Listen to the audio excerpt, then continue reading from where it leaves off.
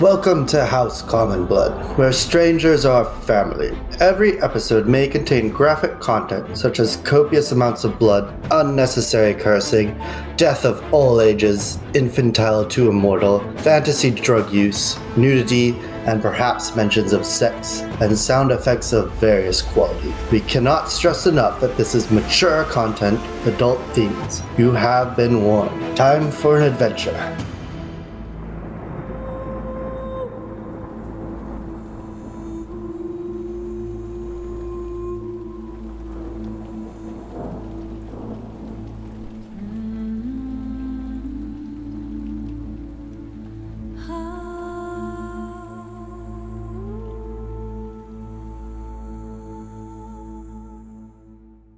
Yeah, I think he'll just casually close his eyes. I think first Eddie is just going to shout out, "Hey, bros, if I don't come back, it's probably because I'm stoned."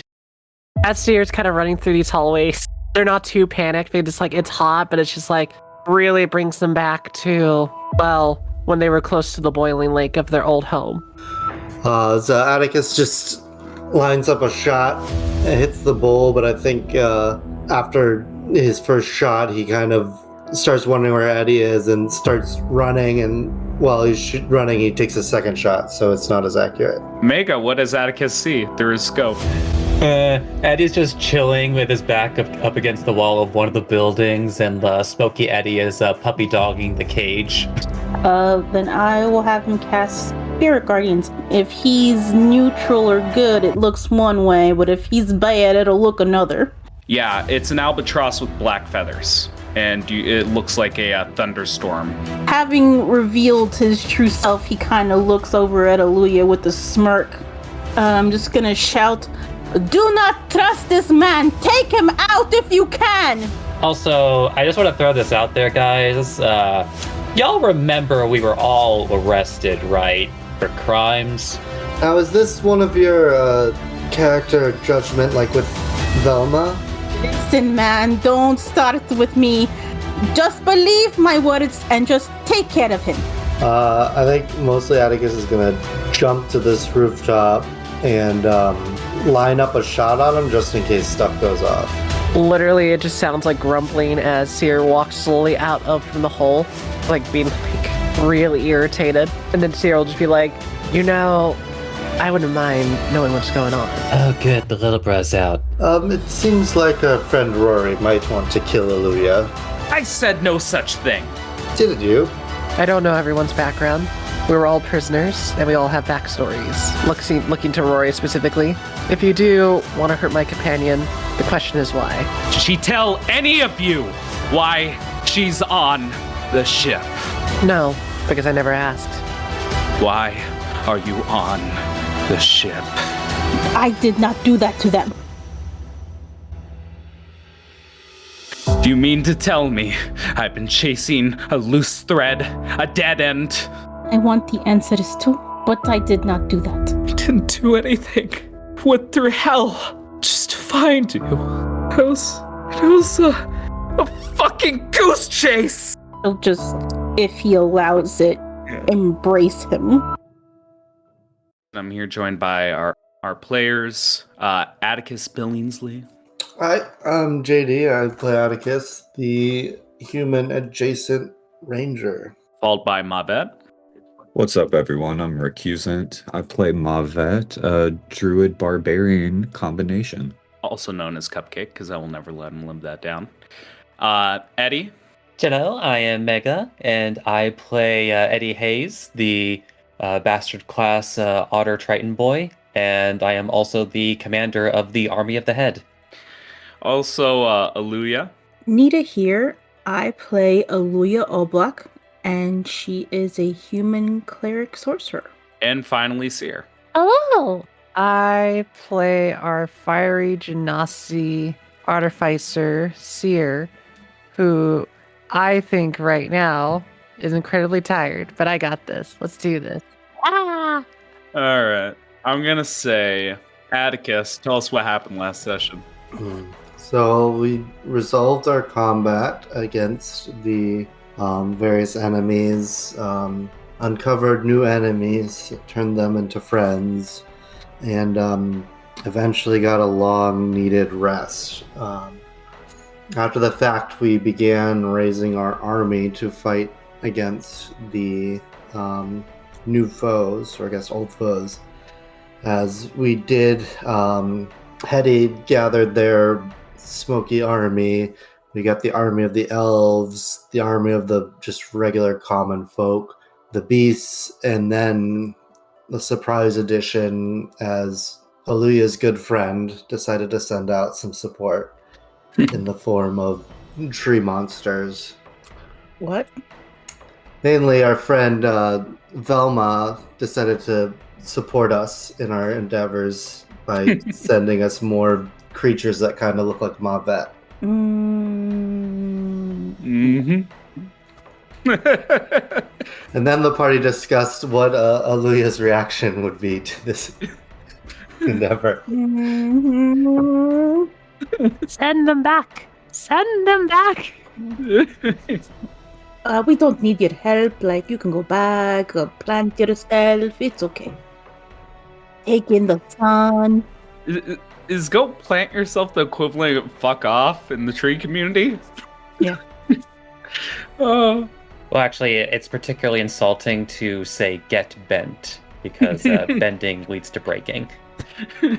May a cold frost head your way. There you go. May your winters be eternal. You guys are so insensitive to us tree people. All right. But yeah, Atticus, give yourself a 1d6 if you don't already have it. If you do have it, well, you fucked yourself. All right. But to explain the forces you guys have, we have 50 elven soldiers. We have 20 failure of smoke genasies that are following Hetty like an undead army. We have a mob of 200 people. We have 3 animals. We have Gumbo. And points to whoever can tell me the 2 other apes. Harambe Harambe. and Donkey Kong. We have 10 tree golems. We have 0 golems. Well, we have 9. Also, great, because you keep giving me enough time to come up with these puns. Can we refer to like the army that Hetty has created, the Army of the Head? Army of the Head, gotcha. I'd like to think of all the elves or Scarlett Johansson or Scarlet Elf Hansen. All right. You know, it was pretty controversial that she was performing as a sea elf in the last couple films, but she's making a comeback. All right. So let me give you guys a brief rundown on how we're gonna do this. So I went over a few different systems, a few different homebrew systems, even the UA like mass combat rules. That one seemed appealing, but honestly, we just don't have the time for it.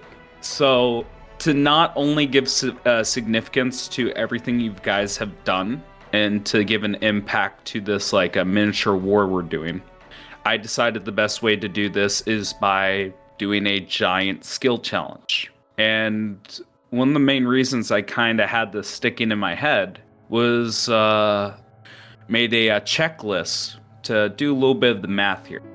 So we all remember how skill challenges. I usually give like a amount of victories you have to get, and it's always a set of 3 failures before the end. Now with this, it still applies. It's just we're going in 2 extremes, and don't let it scare you. I'm going to tell you how everything you've done has adjusted the numbers, but the base for this is 15 victories and 3 failures. A very, very small margin for victory. Now, going over everything you guys have done, I decided to have a couple rules in my head just to adjust these numbers. So what I decided was, if the party kills or disables a boss or a legion of troops, the amount of victories required to win are deducted by 1. If the party gains allies, the total failures allowed in the skill challenge increases by 1. If the party creates obstacles, traps, treat diseases, or have done anything else significant to assist the army, the party gains a stacking +1 to all their checks during the challenge. To refresh your memories on what you guys have done, and I think that these are all the significant things you guys have done to influence these numbers. For the first condition, you have disabled. I hesitate to say kill. I'm gonna say you've dealt with him. He is disabled. He's not coming back. The Ubiku. You've dealt with the Butcher. And the only creature that is not a boss on here, but I felt it was enough to actually influence the war, and thanks to Eddie, the Raptors have been killed. Along with bringing it in with the Jabberwock. I consider the Raptors and Jabberwock one. We have the Duke, we have Hetty, who has joined your side, and we have Happy. Hetty and Happy are going to be all across the board. In total, the victories... The DJ. Oh yeah, and the DJ as well. It goes from 15 victories that you need to 8 victories. All right. Failure-wise, we go from 3 to something more manageable. You guys have saved the elves. You guys have gone out of your way to save civilians. You've even gone so far as to help out animals. And you've gotten on Velma's good side. Along with Hetty and Happy, it goes from 3 failures all the way up to 9. Now for the modifiers.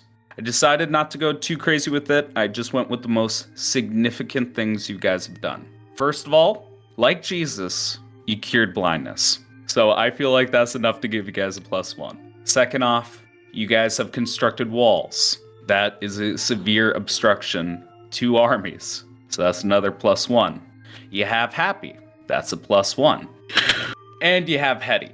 Now, I was tempted just to actually subtract 1 for Happy and Hetty because of the question that Atticus brought up last session of like, how do people feel about having Hetty and the Army of Heads, or the Army of Head, just falling about. But I think we can give you guys a +4. One other thing is, I forgot to mention the recap that happened last session that I don't know if you're considering, is the fact that all of our human soldiers no longer have any fear. Give you guys a +5 to everything, 9 failures, 8 victories. And then, of course, like everybody's favorite superhero, have no fear, underdog is here. There you go.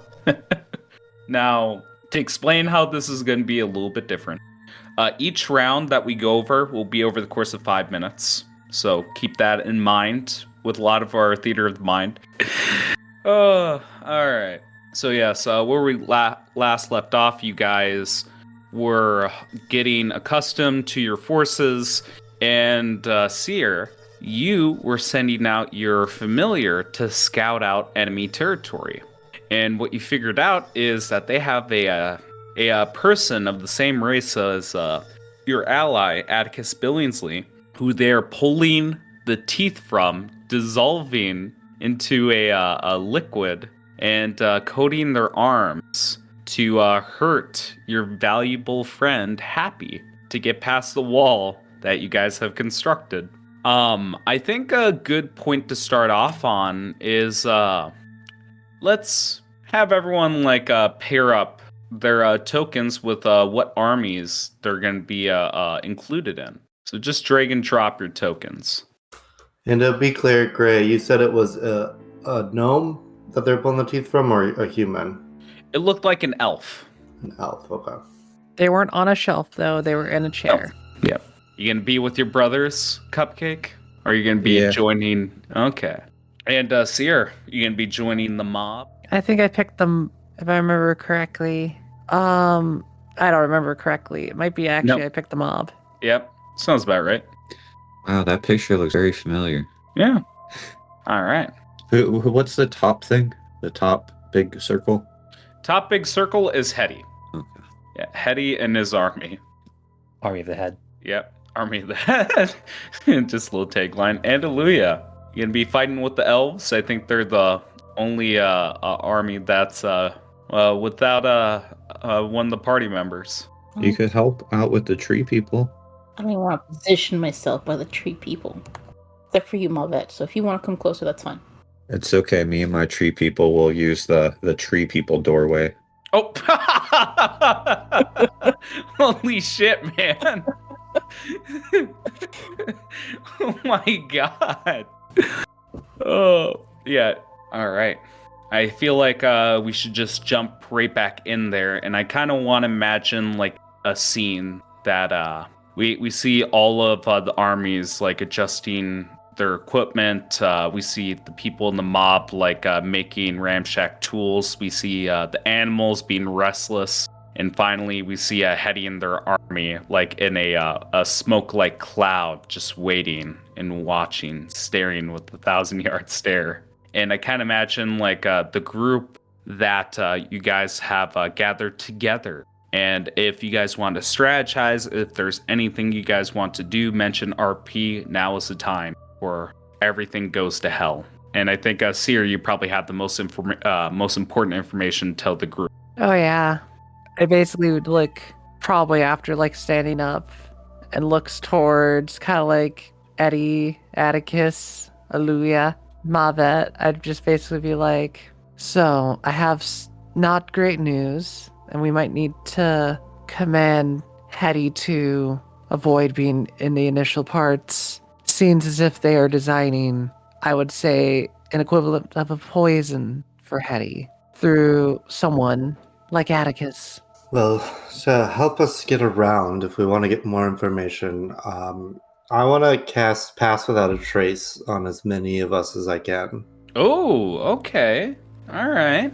So what are you going to focus on? I've told you the numbers. You have 50 elven soldiers, 20 for the army of Hetty, 200 in the mob, 3 animals, 10 golems. So I guess for animal team, I guess would be kind of Atticus's strike team. So he'd get his animals. I'd get all the party members. I would definitely get Rascal. Well, Rascal's not there. Oh, did he get killed or did he come back, or is he just? No, I could basically. I imagine this is on real time, so I could just know what Rascal saw. Oh, okay. I thought he went out and came back. Okay.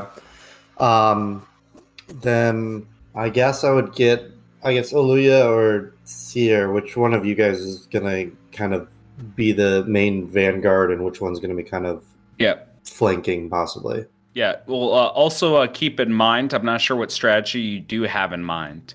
The entire battlefield has like swaths of like open land. Yeah, I'm just because I imagine about Pass Without Trace just makes you kind of harder. Like the way Atticus is as we described it earlier, is that people kind of just don't want to look at you. Mm-hmm. So I'm just gonna be like basically draw their attention towards one army while the other army can possibly flank or maneuver without being as focused on. Okay, I like the way you described it. All right. I mean, technically, the mob army, while being one of the biggest, is technically the weakest. Mm-hmm. I was gonna say the elves hit like trucks, and they have at least some armor to help them. Mm-hmm.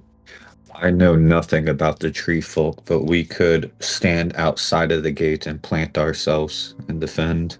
So I guess I would do it again for the common people army. And I guess if you let me, I'll do the tree folk too, just because I feel like they could disguise themselves as trees, so they wouldn't notice them. You know what? How many people does Pass Without a Trace allow? It was up to your companions, 30 feet of you. Well, it's a 30-foot radius, so Okay, I can make that work. Yeah, like it's nothing insane. It's only 13, a little over 13 people. I can imagine that fitting within 30 feet. So, like, flavor this up for me. I think Atticus is kind of, as you're looking at him, he's describing his plan of like flanking and stuff, and it's all of a sudden for those of you not, well, I guess for everyone, you're just kind of like, keeping people in the corner of your eye more. Like you don't want to look directly at them anymore, and it's suddenly like the more you look at someone, you just get this like sense of dread until you look away. It's not even anything really visual; it's just more of a feeling you get. It's like casting death. There's no magic; they just fall. Where's the magic? No, they just. I think it just gets really ugly, so it's really uncomfortable to look at him. All right, yeah, I'll allow that. Make a little side note for the animals and the golems. They have Pass Without a Trace. Okay. Well, it sounds to me like if the dudes on the other side are like making like special equipment, special weapons and stuff like that, it's like it might not be like the worst idea to just like destroy those or even take them away. All right. So like if they're making them in like one place, then like, just make that place not a problem, I think Pops called it strategic removal of competition.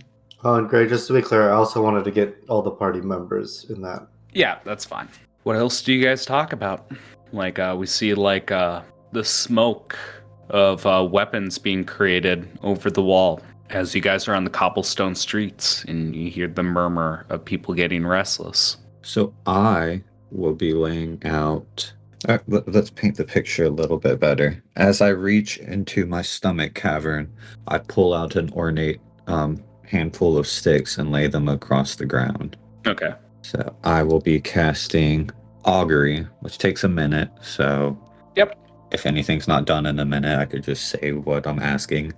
I would be wanting to know if me and the tree folk go straight to where they are making weapons and fight them there. Wheel and woe, or nothing. Wheel. Kind of describe like how you get the answer back. Like, how does this look with your spell, Cupcake? Oh, so it would. I mean, you are the otherworldly omen, so you would actually decide how it comes to it, but you would have to just say if it's wheel, woe, or what. Yeah, no. I'm telling you, wheel. I'm just saying, like, from you casting the spell, like, what does it look like when Mavic gets the answer? Like, how does that, flavor it up for me? As I see the gem inlaid sticks on the ground begin to dance in a happy manner, me and the tree folk begin to feel invigorated and bloodthirsty and ready for battle. Mm-hmm. Well, I should say sap thirsty since we don't have blood. You might even say they did a little twig. There we go. What else do you guys do? Question. Would casting Bless on us help with these checks that you have? If memory serves me right, I was gonna say it. Bless helps with attack and saving throws, correct? Yeah. No. I think you mean guidance, love. No, I mean Bless, so I can try and hit everyone, but I don't know how I would guidance everyone since we're all kind of spread out. Exactly. Plus, it only lasts a minute. Yeah, and this is going to happen over the course of 5 minutes per round. I would teach the mob a very important lesson Oh God, here we go. in medicine so that they can do combat medication by teaching a seminar of stop the bleed. I thought you were going to take the Gandhi approach to this. If we just put down our weapons and just have a peaceful protest. I mean, protest is long gone, my friend. Yeah, we're going for the jugular now. But yeah, no, that's a cool idea. Like, flavor I this have up. an idea. Why don't we file a formal complaint? We'll put it on his door. Yeah, Moo. Flavor this up for me.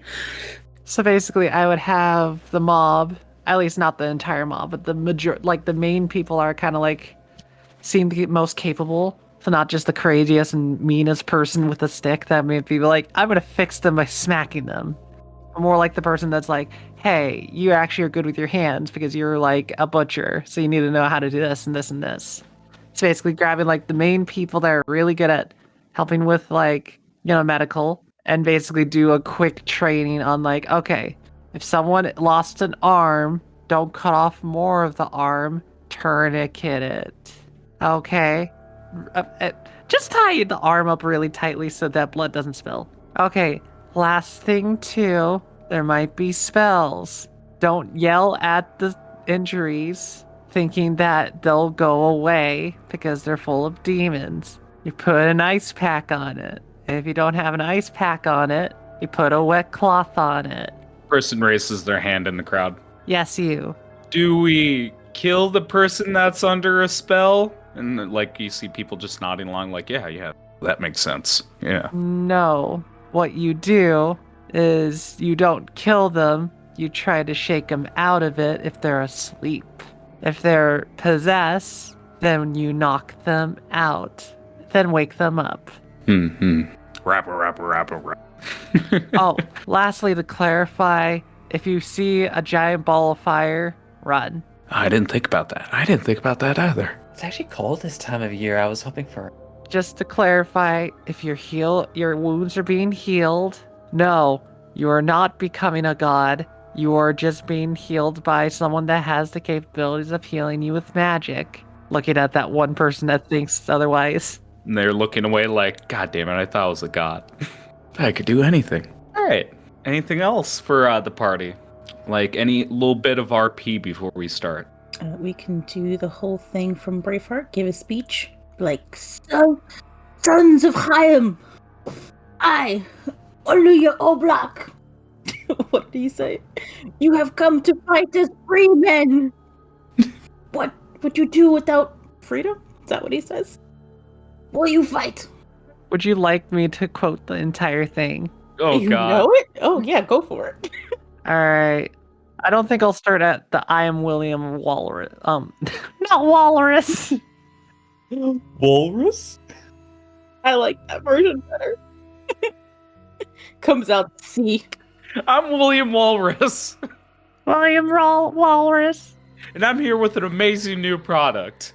Basically, I fight and you may die, run and you'll live, at least a while. And dying in your beds many years from now, you'll be willing to trade all the days of this day to that for just one chance to come back here and tell your enemies that they will take our lives, but they'll never take our freedom.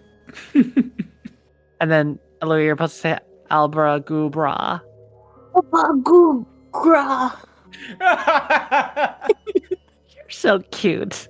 Fucking doofuses. Freaking dummies. Okay, so like Seer gives a meaningful speech to the peasants in the elven armies. Oh my god. The one that they're gonna like genocide is the one giving them the speech to genocide. Oh god. There we go. Quoting Braveheart. Anything else? I mean, if I have to, I will drink my potion ahead of time, but I might not do that unless something causes me to lose my hat. Mhm. But I think we're ready. So each one of you guys goes to your army, and how do you meld with the army? Atticus is perched on top of the trunk, and it's raised up in the air. All right. What I'll also oh wait, I just realized what I could probably do. If you allow me, Gray, I will not use any of my bonus actions as long as so I can always use Rascal to help me figure out who's coming. That's a good one. Basically, I'm not allowed to use any bonus actions. Well, keep in mind this is gonna be a skill challenge. So I know. Yeah. Okay. I'll still allow like your creature to do it while not taking anything from. Hi. Yeah. Okay. But yes, we have Atticus, that flare in the air. Mavet, how do you interact with the wood golem army? Well, I turn back to them and say that we must head for the smoke as fast as possible. Head to the smoke. And I think they don't speak, they just give you a nod and follow your footsteps. All right. What about Eddie? How does Eddie interact with his army? Honestly, I think this is just more just like situation, just like Eddie just walks up to Hetty. Hetty picks Eddie up and puts Eddie on their shoulder. Mm-hmm. It's just like, well, bros, let's bring the party back to this place, right? Aluia? It's kind of gonna be like a scene from 300. It'd be like Leonidas, and I'm gonna just say, "Are you still doing Braveheart?" Kind of position myself, kind of give a flourish with my spear, and like the elven army does that thing where they get into formation. And then I'll be like, archers! And then they're gonna be like, oh, or whatever. Oh yeah, hell yeah. Yeah, we see like them rank and file as you're talking to them. And finally, Seer, how do you interact with your army? Because I know you're kind of the oddball out while everyone's taking a commanding position. You not so much so. Am I correct in that assumption? Sorta, yeah, mainly because kind of like how I was kind of always had my opinion of being like very abstinent of like murder, especially of people that I would like tend to want to save. If you remember how like that elven commander was like disappointed that I was like, I'm willing to help, just I'm not going to murder people. But what I'm basically doing is that even if I'm not taking a leadership role, what I'm doing is that I'm going to kind of tame the mob. If I have to be a leadership role, I'll drink the potion ahead of time Mm. and basically change my appearance to look more human right off the bat Mm. to kind of make it seem like directing the mob. Okay. So if I have to take a leadership role, I'll look completely different. Okay. Now, keep in mind with the stakes. If by somehow, some way, you guys fail, the war is lost. You lose Happy, you lose all of your forces, and facing Thimrath is no longer possible. The city becomes a lost cause, and the best thing to do is to save your hide. That is the stakes of what's going to happen. There is a potential we could not have a boss battle with the Thimrath. You guys could just fucking hightail it out of this town. I think we can start us off then. So I think we begin with a trebuchet, as you guys see like a giant, like I wouldn't even say a boulder, but a tied up rubble in a ball, as it flies through the air, sail on fire, and hits one of the houses. And that shit begins to go on fire. It seems to signal the start of the war. And the biggest thing that you guys notice is to the south, you see people dancing on the air as they scale the wall and try to get over. Through reconnaissance, you guys know that near the entrance, the gate, is just a horde of circus animals, from tigers to lions, elephants, gorillas. It is just a mashed up force of creatures that seem to want blood. Onto the actual field to the north, nearest to the tent, we have like army of fire genasi. And to the east, at the center of the field, we have earth genasi. The war has begun. Genasi are flying over the wall. We are going to start off with our skill challenge. We start off with Mavet. And again, before we do start, please do bear with me. This is going to be a little bit weird. I'm going to try my best to adjudicate this the best I can while moving things forward. Just try to have an open mind throughout this entire process. And go nuts. Do weird shit. This is your chance to be heroic. This is your chance to pull off stunts you could never normally do. Mavet, how do you start off this war? There is a gate before you. There are animals in your way. There are genasi flying over the wall. What the fuck do you do? So the animals are right at the gate? Yep, right at the gate. Okay.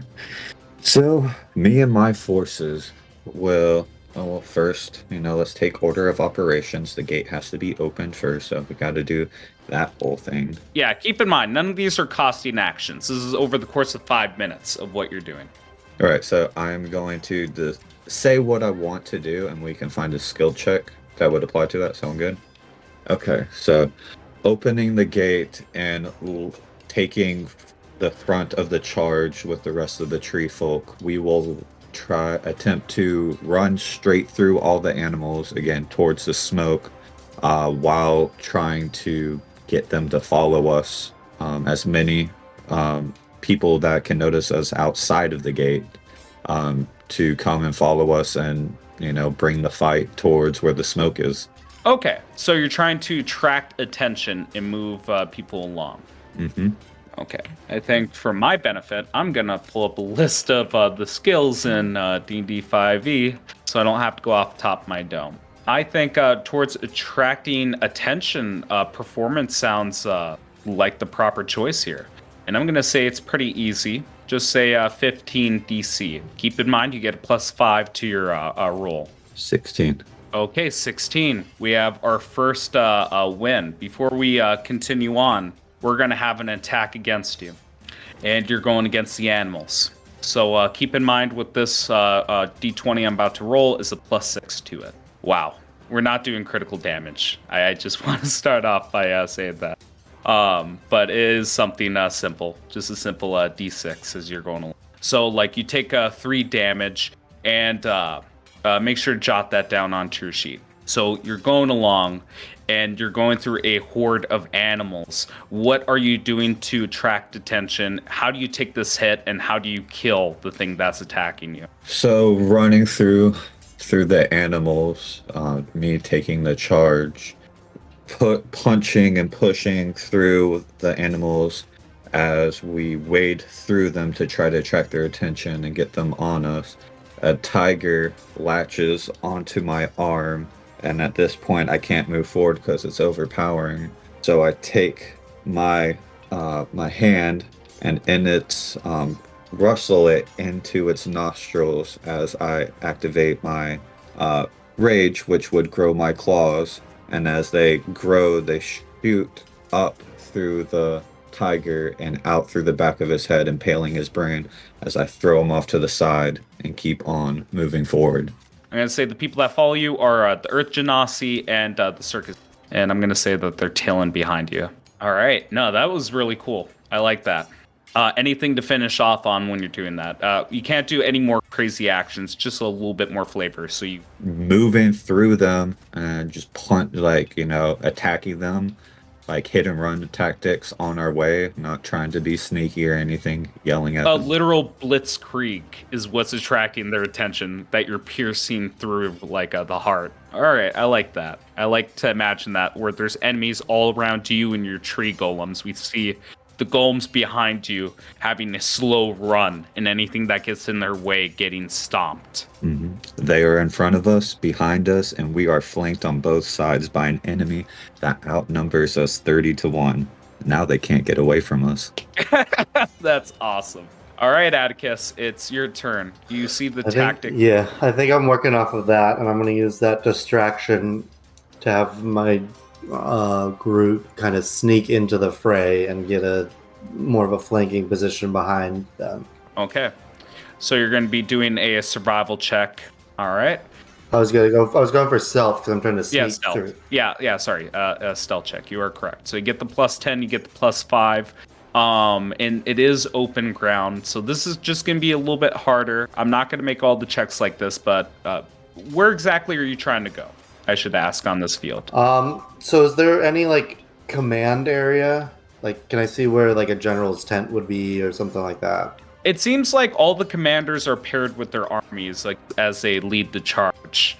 The most significant things is the circus tent where you think Thimreth is, and that's to the north, and to the south is where all the smoke is coming from and where they're constructing these weapons. All right, I think I would see Mavet's heading towards that, so I'll go the other way. I'll get like line of sight from the tent, and kind of if I can get like the high ground and oversee the battlefield from behind. Okay, I like that. Yeah, right over there. That looks good. So it's to the from the center of the enemy's field to the north. And again, since this is going to be open ground, normally you can't stealth, but with your spell, yeah, like I'm thinking it's less like stealth would be the skill because I'm trying not to be seen, but it's more of instead of using like actual hiding, I'm using like chaos of battle to mask my movements. Yes. I'm going to just make this a little hard. It's not going to be impossible. You got a +15 to the check. All right. I'm just going to say a DC 25 because, again, I'm still going with my main train of thought with this. You're doing a normally impossible task, but through the chaos of war, you're making this feasible. And do I use my own stealth as well? You use your own stealth, and it is a +15 on top of everything else. It's regular modifier +15. Okay. Yep. And he even failed that? And I got a natural 20. Yep. It is very slim that he would fail it. So I imagine there's kind of a moment right before these gates open that Atticus and Mavet like lock eyes, and he can kind of see Mavet like gearing up. And so right when Mavet bursts through that gate, Atticus is like right on his heels. And so everyone is looking at these giant tree monsters running through and kind of like low to the ground, as low as an elephant can get. They kind of march through this chaos of like earth erupting and all this other stuff. It's kind of almost stepping just outside of people's vision. Yeah, and although this is a little awkward, again, with the victories, you are still going to take an attemptive hit, but I'm going to say that's going to be a loose shot from combat, if that makes sense to you, because it's working a little too well. Yeah. So +6 to your AC. Not +6 to your AC. +6 to the roll using your AC. That'd be a 20 to hit. Yeah, that'll hit me. Okay. It's just a 1d6, nothing crazy. Just 5 damage. I kind of want to imagine, since you're going through like a horde of animals, that Gumbo gets a little tripped up by the animals. I kind of want to imagine there's stampede actually going around you.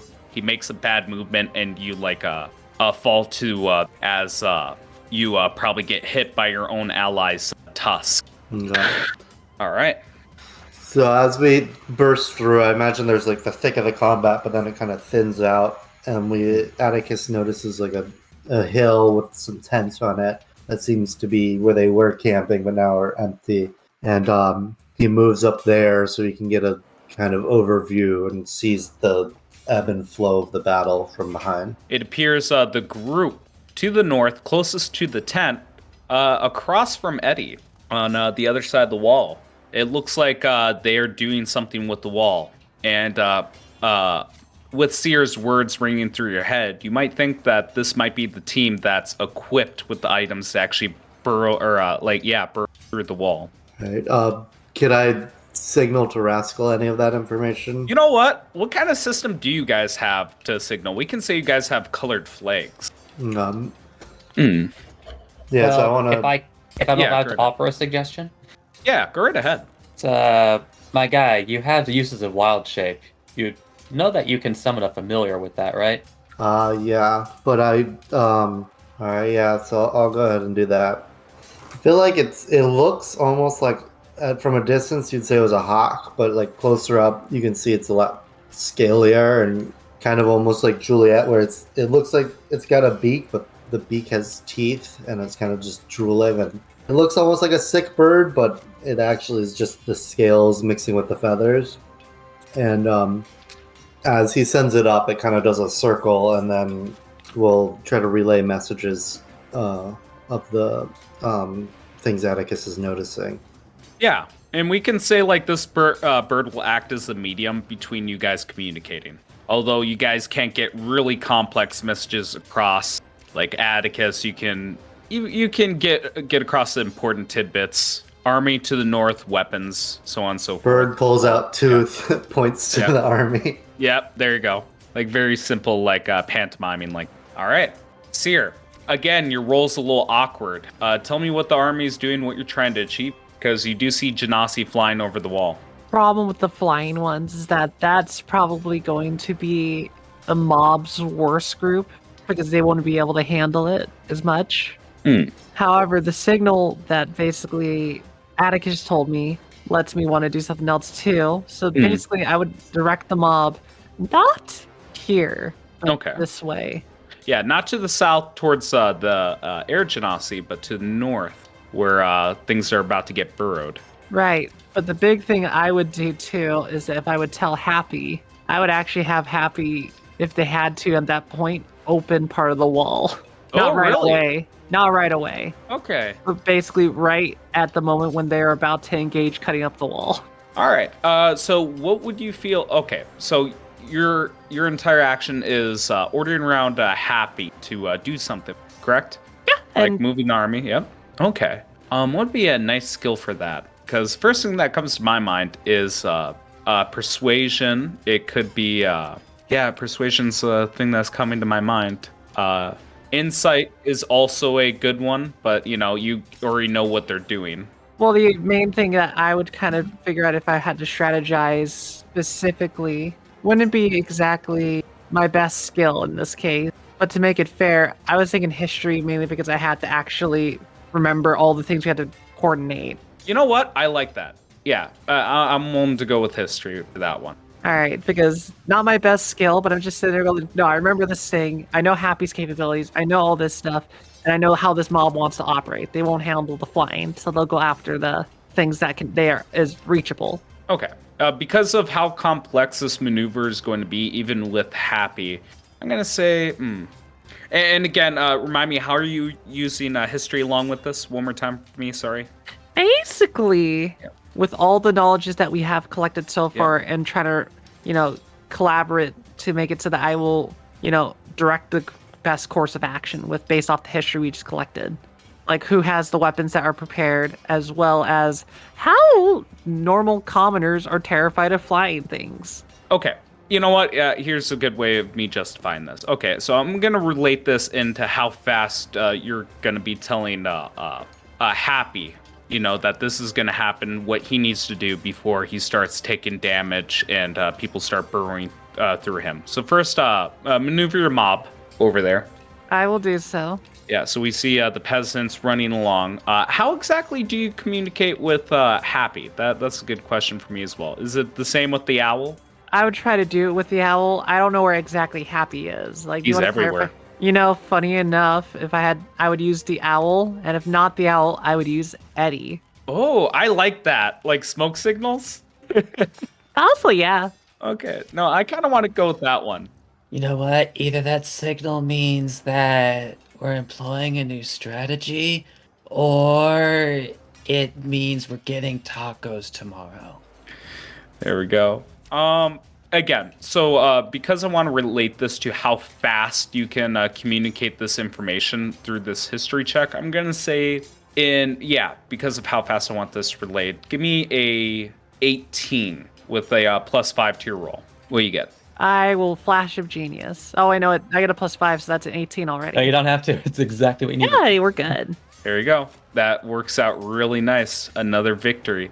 All right. Because this is in relation with the Genasi, this is going to be a +7 to the roll for the hit, and I'll explain what's happening. That I believe that's a hit. Yeah, that'd be a 21 to hit Seer. I don't believe you have Seer.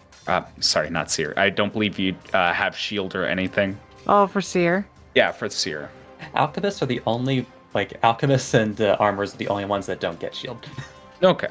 I would have to take the blow. Okay, you're going to take the blow? Gotcha. All right. It is a d12 for the damage, but you got a nice 2. Yeah. So after I have the mob directed to head to this direction here, I, communicating extremely happy to Happy, saying, they have something strange that could hurt you. Open when you have the right timing. Just open so that they don't harm you. We'll take the hitting, but you will get hurt, and you're the biggest asset. These people don't know fear. Mm-hmm. And you just see that, and you wanted Happy to create an opening before he gets struck. Correct. So, we see, the space widen up with people just about to strike at the wall. We see, a bunch of Edgar Allan Poe-looking figures that look like they're part of the French army with their getup. And they come in with the rapier, try to pierce right through, are very confused, and try to make their way in. But you've created a choke point. Yes, and as they're coming in, I feel like, Seer, we have one sword swallower come towards you, try to strike at you. How do you deal with the opponent? Why, I would do it in the most simplest way possible. I webbed the whole entire group. Oh, I like that. All right. Hang on. That's a little much. I feel like that one alone is a full-on action that can influence the war. But I will say for that person, no cost at your spell slot. I mean, if you don't want that other option, I could scare the crap out of them by cover them in acid. There you go. I like that. Go along with that for now. Aye. All right. Flavor this up for me. So we see a person coming up close to you with a rapier. Try to go in for the stab. Probably nick you around the side. And then I pull out a bottle and I just smash it on their head. Okay. And then it's like they just sit there and go like, ow, ow, as it slowly just realize it's acid in the bottle. All right. Eddie, it's on to you. What are you doing? I was going to do something different, but Seer kind of opened up the possibility for something I was thinking of doing anyway. Yeah. So the wall has suddenly opened up and the dudes are allowed in. Yeah. I'm gonna add a bit of unfortunate comedy for them. As for my particular action, I'm actually going to cast smoke cloud around, in the area. of especially the opening. And because most notably that both Eddie and Hetty have blind sight, they can both essentially command the group within the fog cloud. It's like while themselves being largely protected and even having an edge in driving back the forces that are trying to get their way through. Okay. All right. That's awesome. I got a few interactions in mind. You obviously I can't stop you from casting the spell. You cast the spell. It's done. There's a smoke cloud, but I want to see how effectively this affects the group as a whole, because you do have the entire area. Oh yeah, don't worry. It's the kind of the edge I was going with is that because we were kind of given the stealth boost, and this kind of is perfect. Kind of essentially kind of dealing with both figurative and one part of the battlefield, literal guerrilla warfare. Oh hell yeah! Because again, for the most part, we can see perfectly fine in the fog, while the enemy can't really do much about it at all. Okay. So that leaves plenty of opportunity for us to direct our forces to where they need to be, not encumbered by the fog itself. All right. What kind of skill you feeling? Oh, sorry, I thought I made that clear. No, I missed it. Sorry. It's I figured it was a stealth situation. Yeah, there we go. Yeah, stealth. Again, they literally can't see us coming. Yeah, there you go. Go right ahead. You got a plus 15 on top of your stealth. It's honestly not that big of a check. 17. All right. I'll ignore that too, but in total that would be a 24. Yeah, 24. You got this. My God. And because of the unique circumstances, like I always say, you enemies have potential to hit you, but because they are literally blinded, they're gonna make this at disadvantage. Plus 7 to the hit, disadvantage. This is fucking awesome. Taking the lower of the two. Yeah, a 3. Yeah, that does not fucking hit. Not with a 10. So we can flavor this up. Describe the scene. We see another person. I want to imagine blowing fire at you. Well, honestly, to a certain degree, just because of the kind of person that Eddie is, just I imagined that Eddie might have dropped something. It's just wait, hold on. And as he jumps down, that's when the fire goes. It's whoa, that could have been bad. That's awesome. Oh, hell yeah. Also, don't worry, I found the vape. We're all good. All right, I like that. Let me put a little template over them just to put out the fog cloud. I'm gonna say what would stick out nice. I'm gonna do blue again, right over them, so I don't forget. We have a fog cloud as everything's going along. What was the duration on fog cloud? A whole ass hour. Holy fuck! There we go. Perfect. All right, Aluya, what do you do on this battlefield? Because they're asleep or muted, I will never get a response. I'm sorry. I thought I had my mic on. I was talking the whole time. So I was thinking of doing it like this. So I told you that my elven group is kind of in this weird 300 formation, and that it pretty much we move as a unit, and we have our shields covering us from above and from all sides. So I see this Genasi group, and I saw somebody come for Seer. So my whole group is gonna position themselves better to be here to give them cover, and we just want to I guess intimidate this Genasi group to back the fuck off. So out opening from the top, the shields open, and then we see 2 lines of formation of archers, but one line is gonna fire at the feet of this Genasi group, and then the other ones stand ready to shoot if they try to come closer. And then they'll close up again once stuff starts happening. It'll be a DC, because you're trying to intimidate a group of Genasi that are ready for war with your tactics. Yeah, with your skills. Give me a DC 20. Plus 5 to your roll. guidance myself. Is that allowed? Yeah, for you specifically. Holy cow. Plus what? +5, and I don't think the +4 will make it unless you got. Do you have a inspiration you'd like to use? I also have a D6 and I have inspiration. I will burn my inspiration because that was really sad. Which one? The D6 inspiration or the reroll? The reroll. Okay. I'll just use my Reroll inspiration. that. Of course, it would be me to fail. This is like how I fucked up the whole happy situation. I'm hoping someone fucking fails. Let's see, 13. Yeah. Oh, you still got I was 18. You still got your guidance. How about I flash of genius that? How far away does Flash of Genius work? Because each tile is 20 feet. That's too far. I think we could Aw, settle that's with the too first far. failure. This is the first failure. Wait, First feeling. I do need to ask. What was the DC again? DC 20, and she is one off, I believe. So we got. Like, Aluya, don't you do you have another kind of inspiration, or? Yeah, she still does have a D6 that she can roll if she wants. I will roll my D6. Now it's been done. Yeah, done and done. It is good. Holy fuck.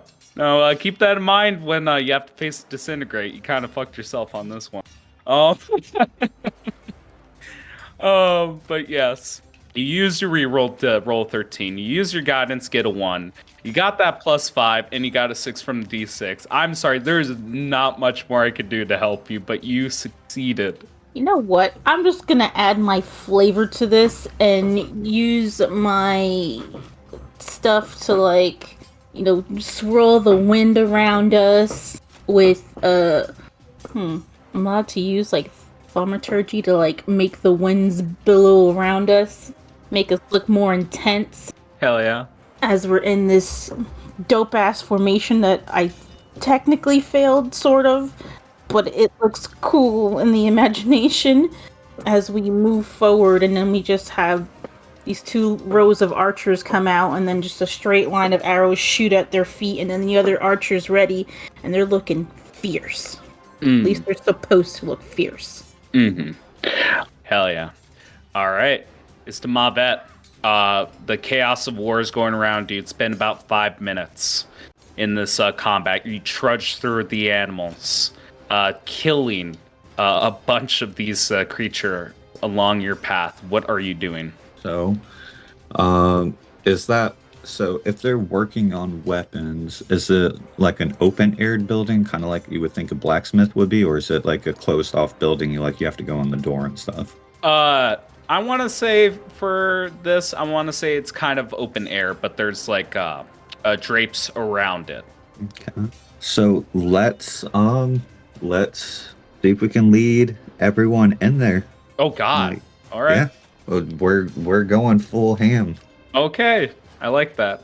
So yeah, you're charging in there. So when we open or get through the drapes, I guess, what do we see?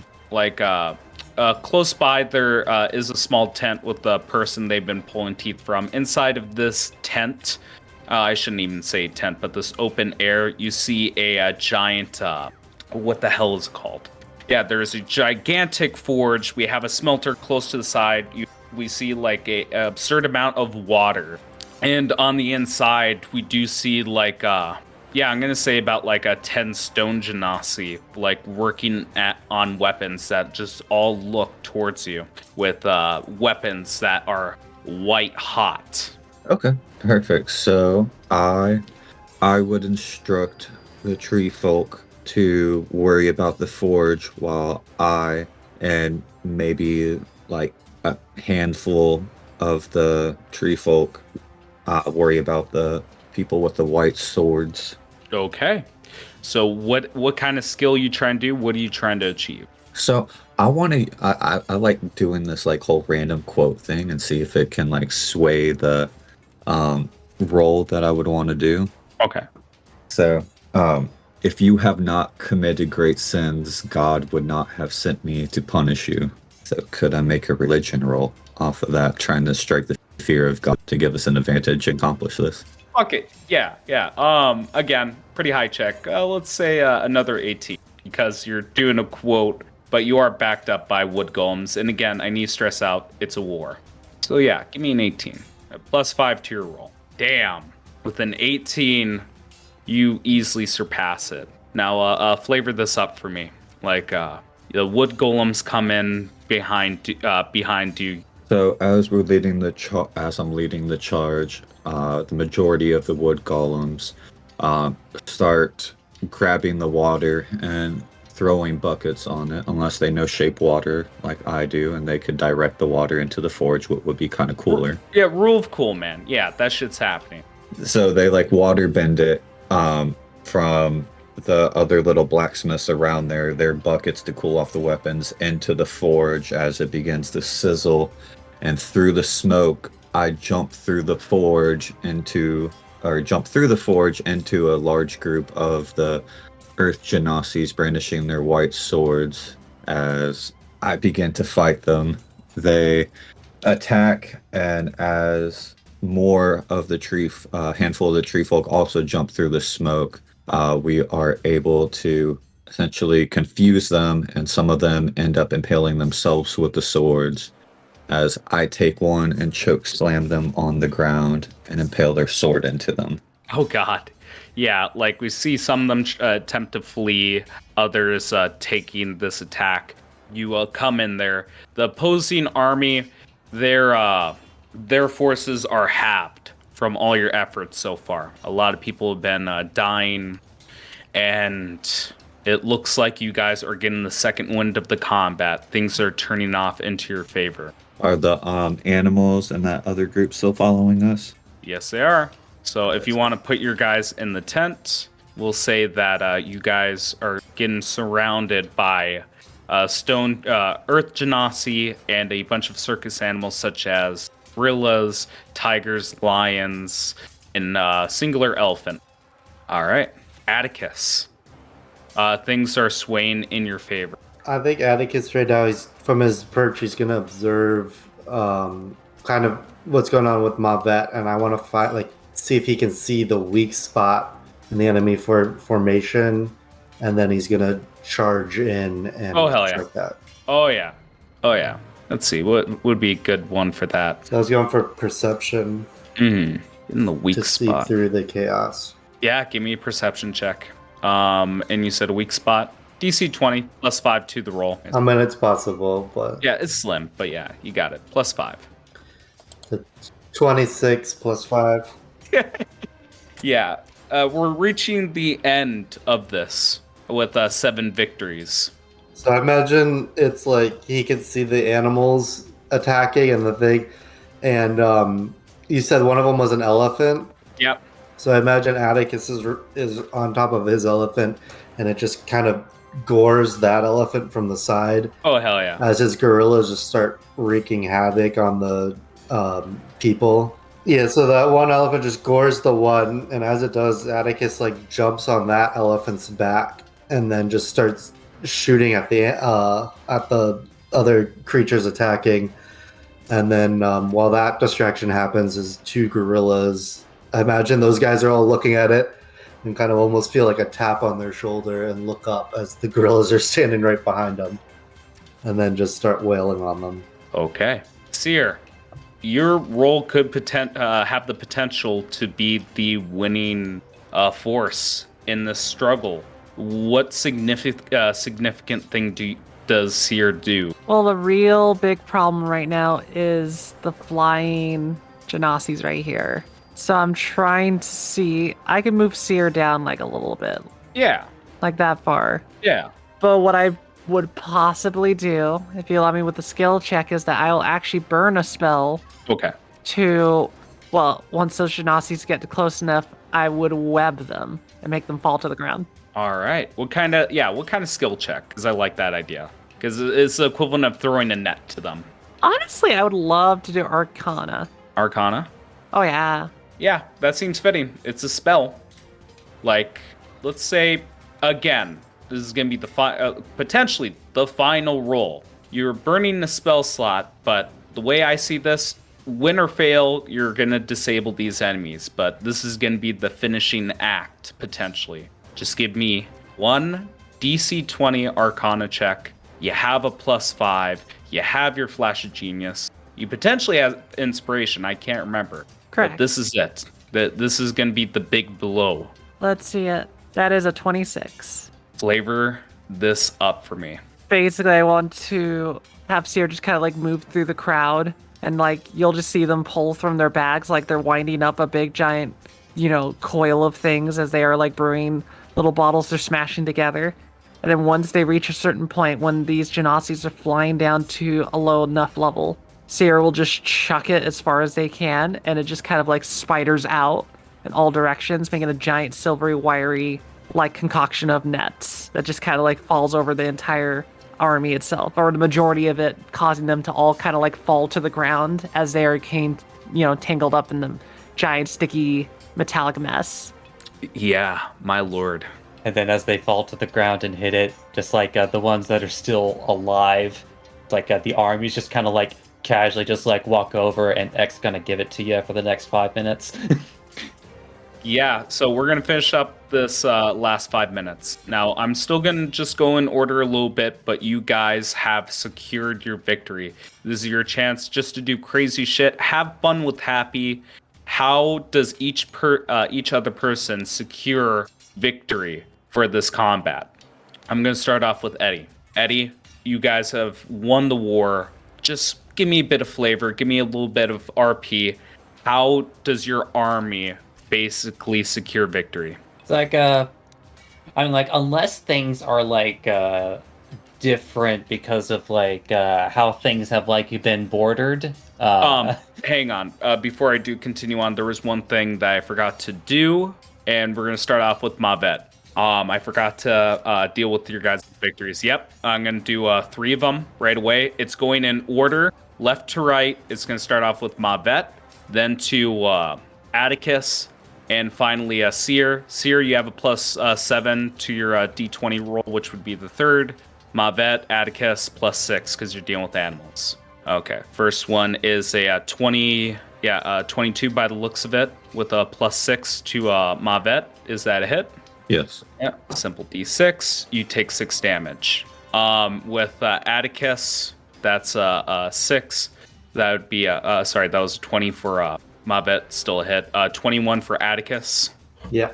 All right. I assume you're just going to take the hit. Yeah. Okay. 5 damage. And for a Seer, that's more than definitely a hit with a +7 on 18. Oh, yeah. And I'm assuming this isn't like fire damage or anything like that. No, you're dealing with animals. Okay.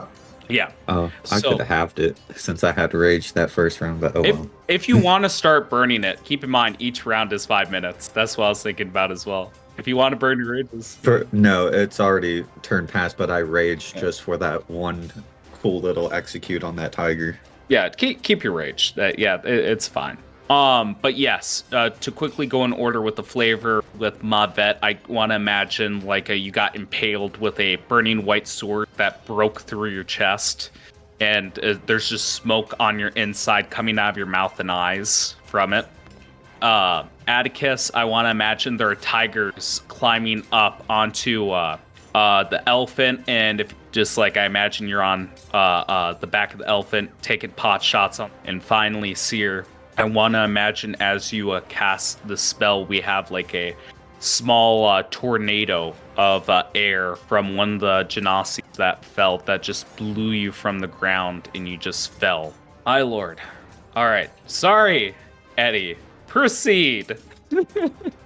Yeah, so like feel free to correct me if this is like incorrect, but like based on previous information anyway, what I'm kind of imagining happened is that as like the ones that like went through the opening in the wall, it's like as they're kind of like being overtaken in the fog, it's like by Eddie, Hetty, and the Army of the Head, just like they basically for the most part kind of like steamroll it's like through it and like start coming out the other side in that like horror film like a picturesque sort of deal as like kind of like zombies like bursting from the fog in the distance, and then like even like just behind them, and this is the part that you could correct me on, but like because like those creatures had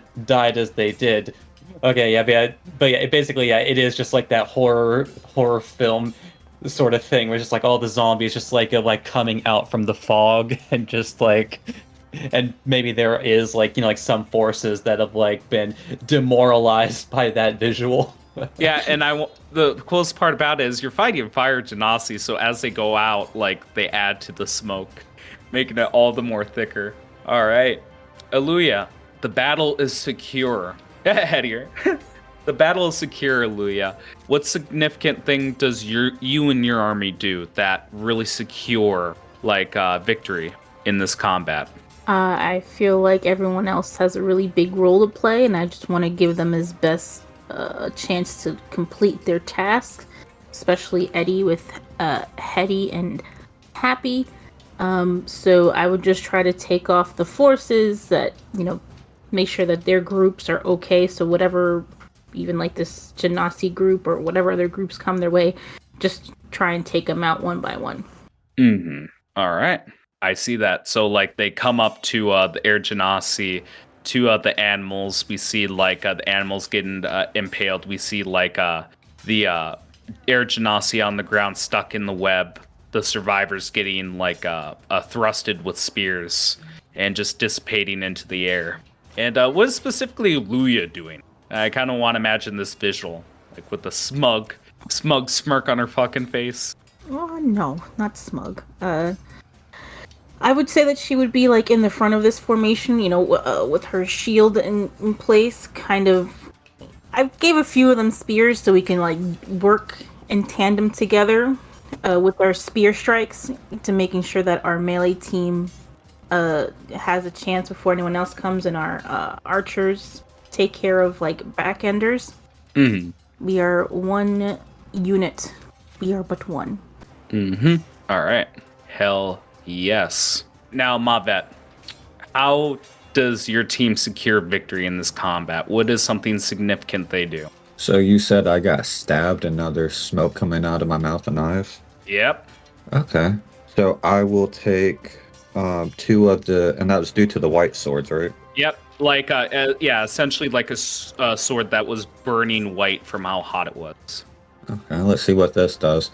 I'll take two of the other white swords and stab them in my sides, like right below where the ribs would be, producing more and more smoke coming out of my mouth and eyes. So as the smoke begins to grow, it creates essentially like a giant fog cloud, and I would be hoping it empowers my spores as all the Earth Genasi and animals trying to run away starts surrounding them, entering their mouth and eyes. And doesn't necessarily kill them, but some of them get away, but some of them do suffocate. So we'll just leave it at that and see what happens. Atticus. I'm gonna add on to Mavet's and say that none of them get away. Because as they're trying to get away, Atticus does not want them to, and is just kind of picking them off. Okay. Yeah, we see the pot shots being taken. We see all of the creatures being slain.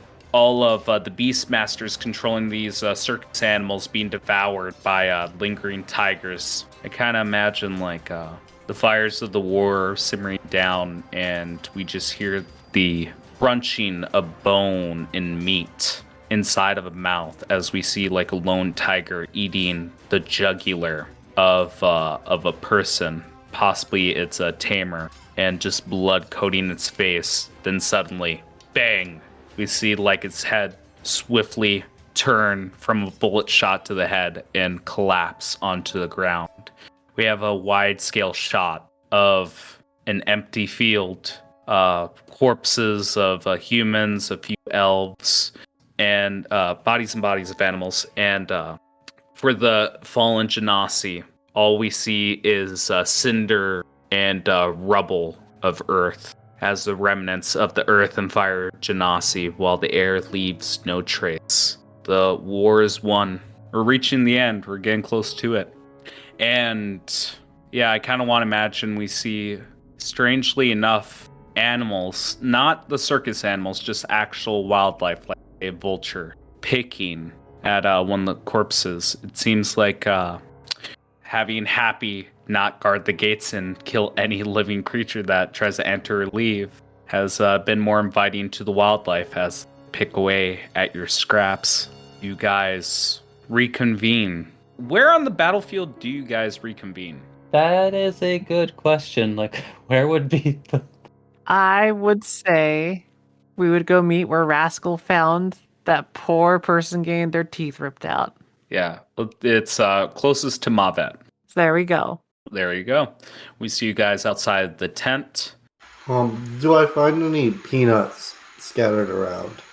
No, and Gumbo's really pissed off about that. I'm gonna find various other kinds of nuts that I can find and see if he likes those. You go through like 15 nuts, and there's a strange amount of like in nut-based foliage around here, but he only likes one. Soon, my friend, soon. That is also at this point covered in gore. Yep, covered in blood. But yeah, you guys are before the tent. Who would like to start off this little RP? Oh, we'll probably be looking at Atticus and being like, they look of that type of your people, at least from what you have shown. Do you know them? I haven't seen. Can I see him or? The flap is closed. You can try to open it, get a quick look at him. You mentioned he was an elf. I try not to associate with the Exultrians if possible, but there's a good chance I do.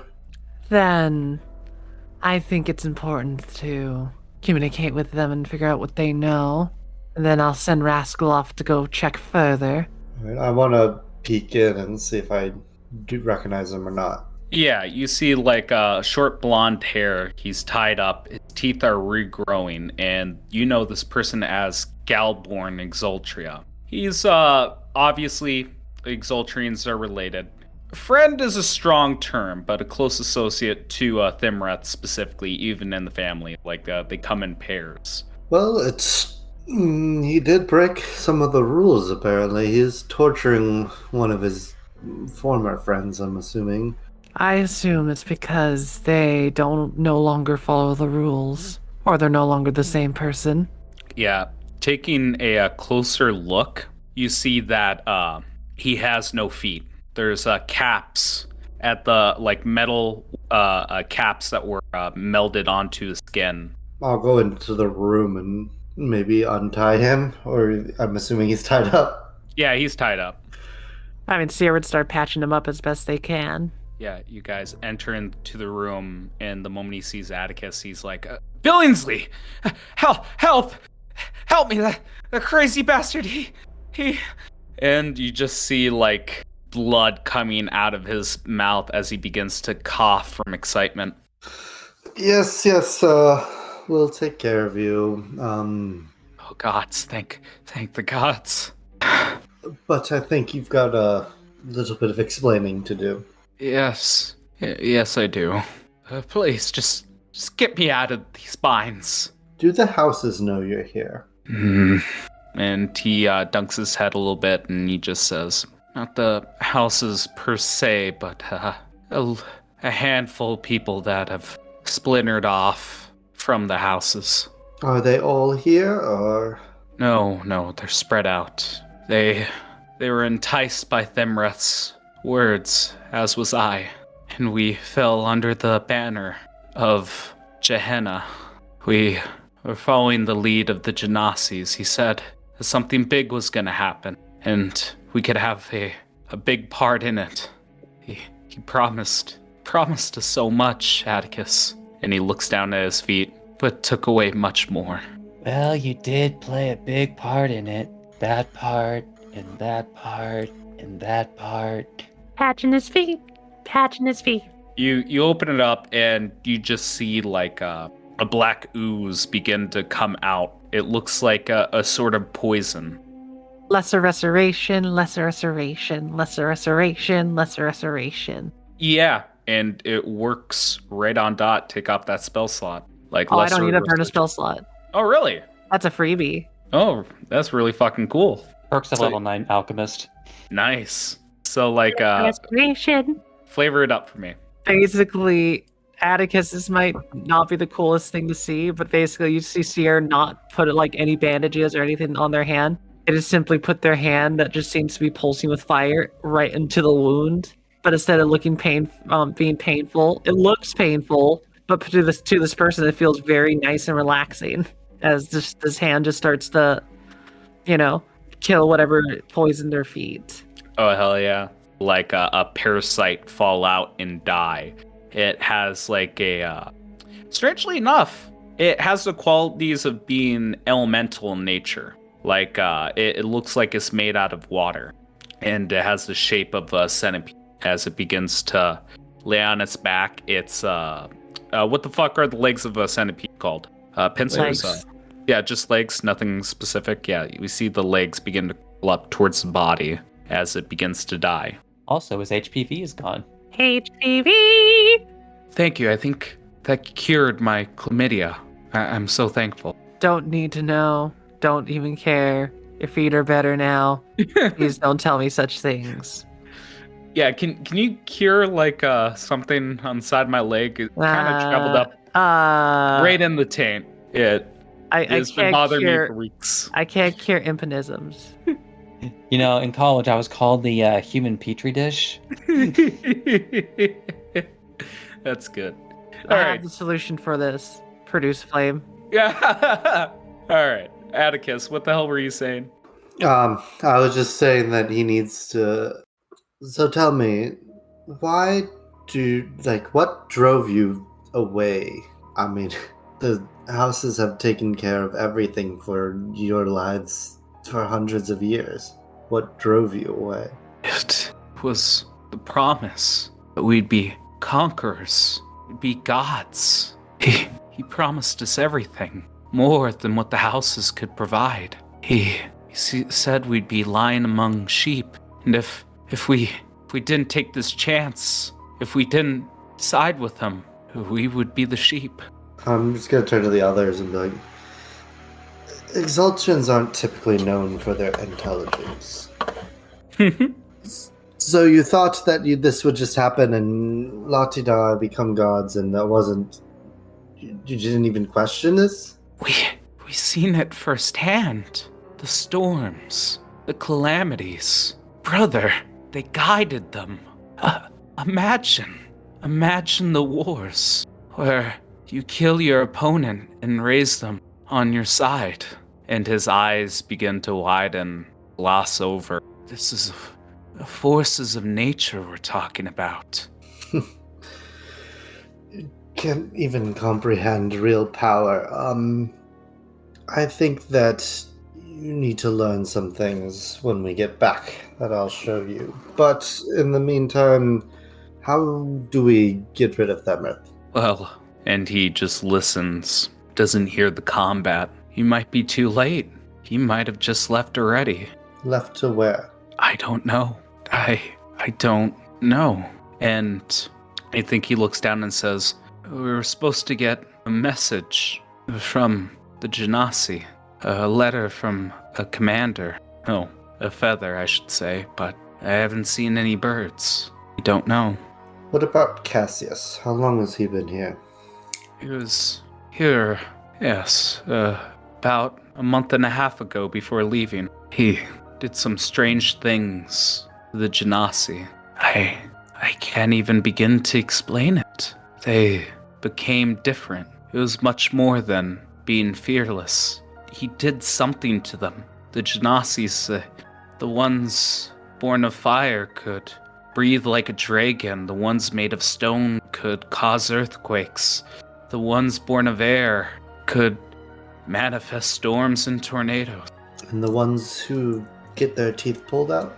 He looks away. He doesn't have the balls to look you in the eyes from that, since this just incredibly bit him in the ass. A puny god, huh?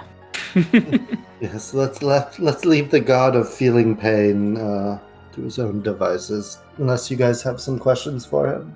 I think the only questions we might need to ask about them is more of how, if they know more details about the technology that we found at the DJs, of how Vimarath was able to get such things, if he knows. Yeah, Islaf, the artist. Yeah, he's joined the banner of the Genasi as well. He's been providing them with instruments of war, marvels beyond our comprehension. But anything else, like, you guys have a sinking feeling that Thimrath might have abandoned ship. I mean, Atticus, we could just ask if they were to run like rats, where? I just need the bird. Bird is what we need. Where the hell is it? Bird's You're- the word. I'm gonna keep that bird. You have it? The last time I encountered one of those, they were very dire to most situations. Message lies in the feathers. I'm very aware. Hence why I kept the bird. And the bird has the word. Bird. Yeah. Demonetized. All right. Anything else you guys would like to ask him? I'm trying to shoot for questions, but if anyone wants me to ask them questions since I'm in this scene, I imagine Seer would have a lot. How are you talking so clearly without all your teeth? You know, that was a question I was going to ask one time, but I said they were like, I don't want to make Gray's life suck, having him to just like stuff his mouth full of like cotton balls to make it sound like he could talk. Also, how do you know about the parts you weren't there for? What I'm going to ask is very simple. It's basically, I'm going to look at this person and go like, since you know so much, tell me. I don't think it's Vimrath, the one that's leading the whole entire charge. Who's the main Genasi that is? Because as far as I can tell, they aren't letting the natural process of the calamities go on themselves. They are forcing them. The leader. It's the leader.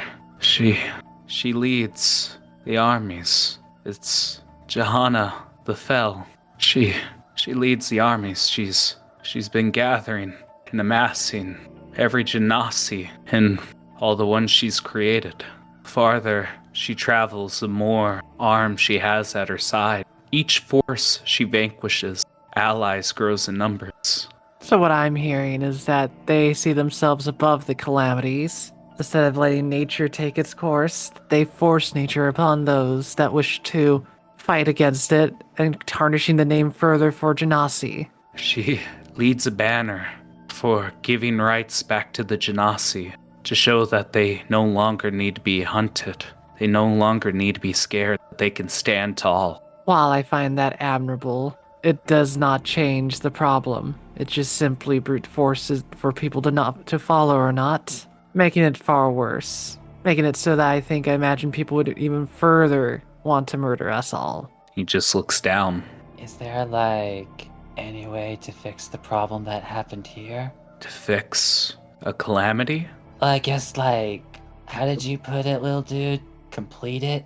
In other words, making it so that it is in full operation, as you're saying? Well, yeah, because you said, the reason why everything's, all messed up here is because, it didn't finish all the way. Yeah.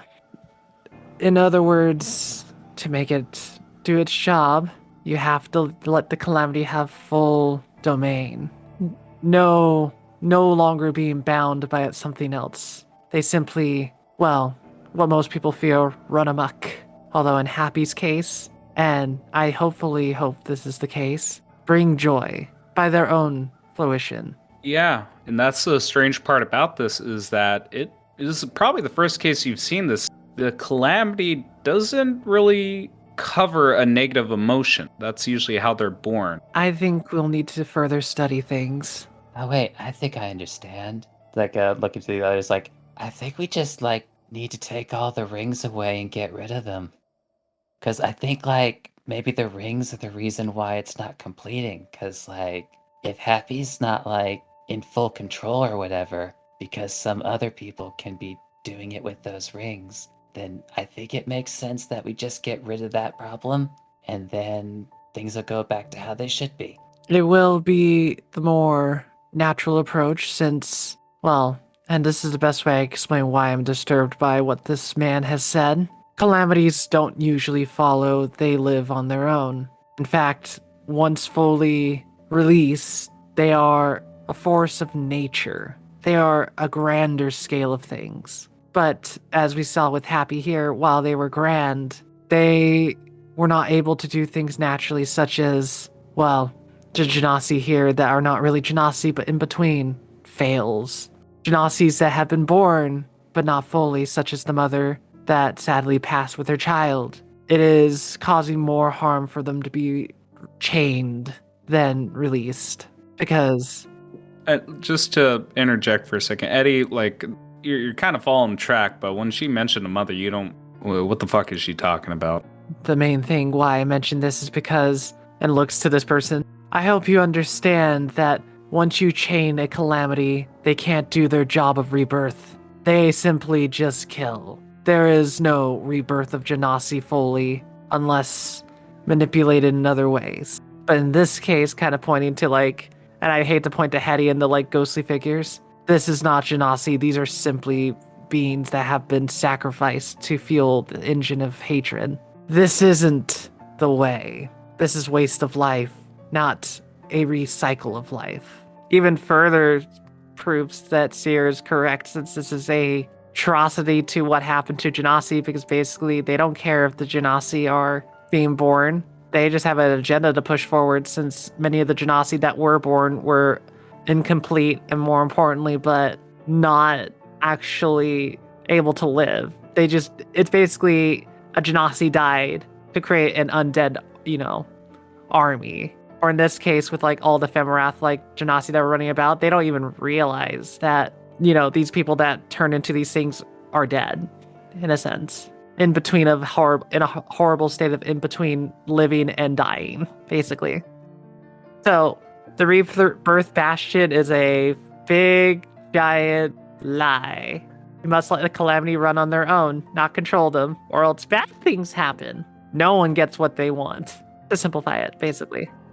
Well, then, we should probably find Thimreth as soon as we can then, because so long as he has that ring, we can't do what we want to do. It's why I've wanted Rascal to try to follow ahead as much as I can, because the sooner we find him, the sooner we can resolve situations here. All right. So are you guys going to take a short rest, or are you guys going right to it? Honestly, I think we have to go right to it, because the longer we wait, the more time he has to run. Unless people need a short rest, but I think we're okay. I don't even think we will really benefit from a short rest. Yeah, I was going to say. Yeah, I would benefit a little bit, but I could use hit die.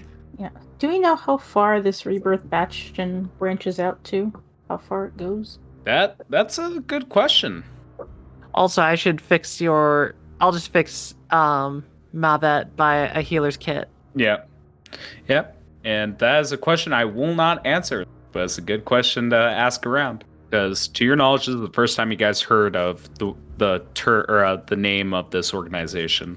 So I guess Aaliyah will ask. So this organization, right? How far do you guys stretch? Where does it end? Who are these other figureheads? I know you have a boss, but I'm sure she has other important people that work under her, like Thimreth. Oh, they're everywhere.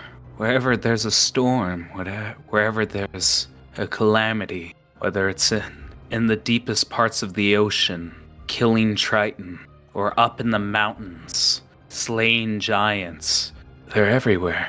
In fact, this next order was the most important one. The next phase, the start of a grand war. I just need that feather. Sorry to tell you this, but I'm not going to give you that. In fact, Then I can't tell you. that's fine by me, because if I let you have it, I feel like you could do more than just that. I, if given enough time, can read it myself as well. Any final questions? I think the person that we would need to capture is our big guy that's running away, to ask him questions, because honestly, this guy knows a lot, but the problem is it sounds like he doesn't know everything. and let's be honest, he's not going to be running away anywhere anytime soon. Oh yeah. So if you want to, we could just bag him. I was like, what if you just take him, put him in the bag, but leave his head out, wrap it around his neck, so it's just his head and then a little bag under him. Oh, God. Carry him around. All right. So what's the game plan? I'm going to go try to find him. Okay. Rascal will be the eyes in the sky. I wonder if Happy can sense where he is, since he kind of has a piece of him. How do you contact Happy? Hey, little dude, you can come out. It's safe here. And we see him form up and just goes, Eddie, are you all right? Never better, little dude. Oh, that's so great to hear. But, like, it seems that the mean man that was here, like, went somewhere else. Do you, like, maybe know where he is, or maybe even, like, feel where he is? Yeah, he didn't leave yet. He's still in town. He's in the big tent. Eddie just kind of, like, looks back over at the dude. It's like, well, either this dude that you've been following is, like, really dumb or really confident. No, he's panicking, and he looks towards good old Atticus and just says, "I can taste his fear." Good enough for me, I mean. Well, that does make it easier. Looking to everybody. Well, should we, like, go and end this or whatever? Off to Peanuts. And I let him lead the charge. We see a huge tent. As you guys enter into the tent, it is a barren room with a giant, dirt circle. We see bleachers for people to sit on, and we just see like corpses of people, dead people, watching this act. And we see Thimreth pacing around, and he just sees you guys enter. Again, imagine Alan Rickman, white hair, red, a good old red, like boopy clown nose, white skin with a powder, like just powdered with white powder, along with a yellow cloak, dressed as if he were a clown. He stops, looks at you, and just goes, friends! I don't remember making friends with this guy. Just kind of like whispering over to, I guess, Seer, since Seer's the one next to Eddie. Yeah, and notably I need to say, it is kind of hard to tell who he is, as you see a few different versions of himself. I should say 5 total, as they walk around. I find it rather suspicious. Let's get this done, shall we? But yes, we see the 6 Thimreths just holding up their hands and just go, I applaud you. You did great. He seems to lack confidence, looking to Atticus. But you can taste the fear. Thimreth, come on. Let's just end this. And I'll take you home and we can talk to the families and we can get this stupidness looked at. No. No need for punishment. It was all in good fun. Ha! It was fun. No, not really. It's a bit dull for an Exultrian affair, to be honest. Oh, you should have seen the banquet. We had such a good time. Look, I see that you all are not very happy. In fact, I can taste it. No one's happy here. I'm saying I have a compromise that will solve everything. Yes, Parlay? Well, you're already talking, so go ahead. Out with it. Yes. So, I'm a bit outnumbered. There's some forces outside. I don't have much besides me, myself, and I. And as he says that, like 3 duplicates, like, point at themselves, like, in order. But I do have a way of making sure that we're all happy. Yes, we all want to be happy. I mean, I'd settle for mildly amused. Yes, so here's my solution. You all stay right here, and I will just leave. As you see him motion with his hands, we see his hands begin to move. We see magic flicker, like a slime begin to like roll around his hands. He quickly pulls it out, and we see him attempt to cast teleport as his body begins to glow, shimmer, and a bright white light tries to envelop his body. And then the camera zooms out, and we look outside on the border, outside of the walls, where Jean Laban was etching in ruins while you guys were doing your thing inside of town. And the moment he casts that spell, we see the dome around the town begin to shimmer blue. We have like a wide shot of the entire town from the distance, the dome like coming in, and we see a blast of blue light come from the very center of the dome down to the tent onto Thimreth, and we see his spell fizzle out as he wastes his 7th level spell slot. He has like a frozen face, frozen with a smile, staring at his hands. I'm open for different forms of dialogue. What just happened? What is like something supposed to happen? I think he's having performance issues. Right. Definitely. I could definitely say that with confidence that he's struggling. Just let me take off that spell slot. Aww. Couldn't do it. Yep. So I see the only thing on the table is my capture. Correct. Remember me, Janet Jackson. Hello. Your cousin seems to have made a good suggestion. You are a dick, so correct your wrongs. Anything else on the table? First off, ring. Yes, the ring. Yes, the ring. And I think like all 6 of them like pull off a ring and begin to examine it. Yes, you wish for the ring? What do I get out of this? Because it sounds like I still get captured if I give you the ring. I mean, the thing is that if you do get captured, we get the ring regardless. Yes, but if I keep the ring, it's a bargaining chip. No? Then you die. See, like, be cool, man. I mean, you get to keep your finger, so that's nice. Yes. Let's keep it on the table. A good suggestion. Good start. Fuck.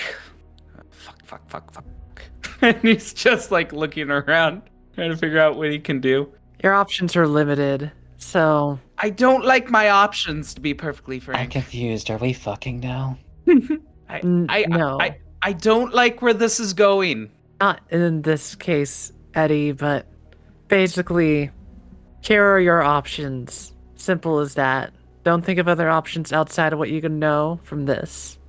Either A, willingly come with us, and we take the ring off you regardless. We talk to you to learn more of things, and more importantly, you get to not be slain by a man with a gun, a barbarian that slashes people to death, a crazed woman of lightning, an otter that seems to have shadow issues, and me burning you alive.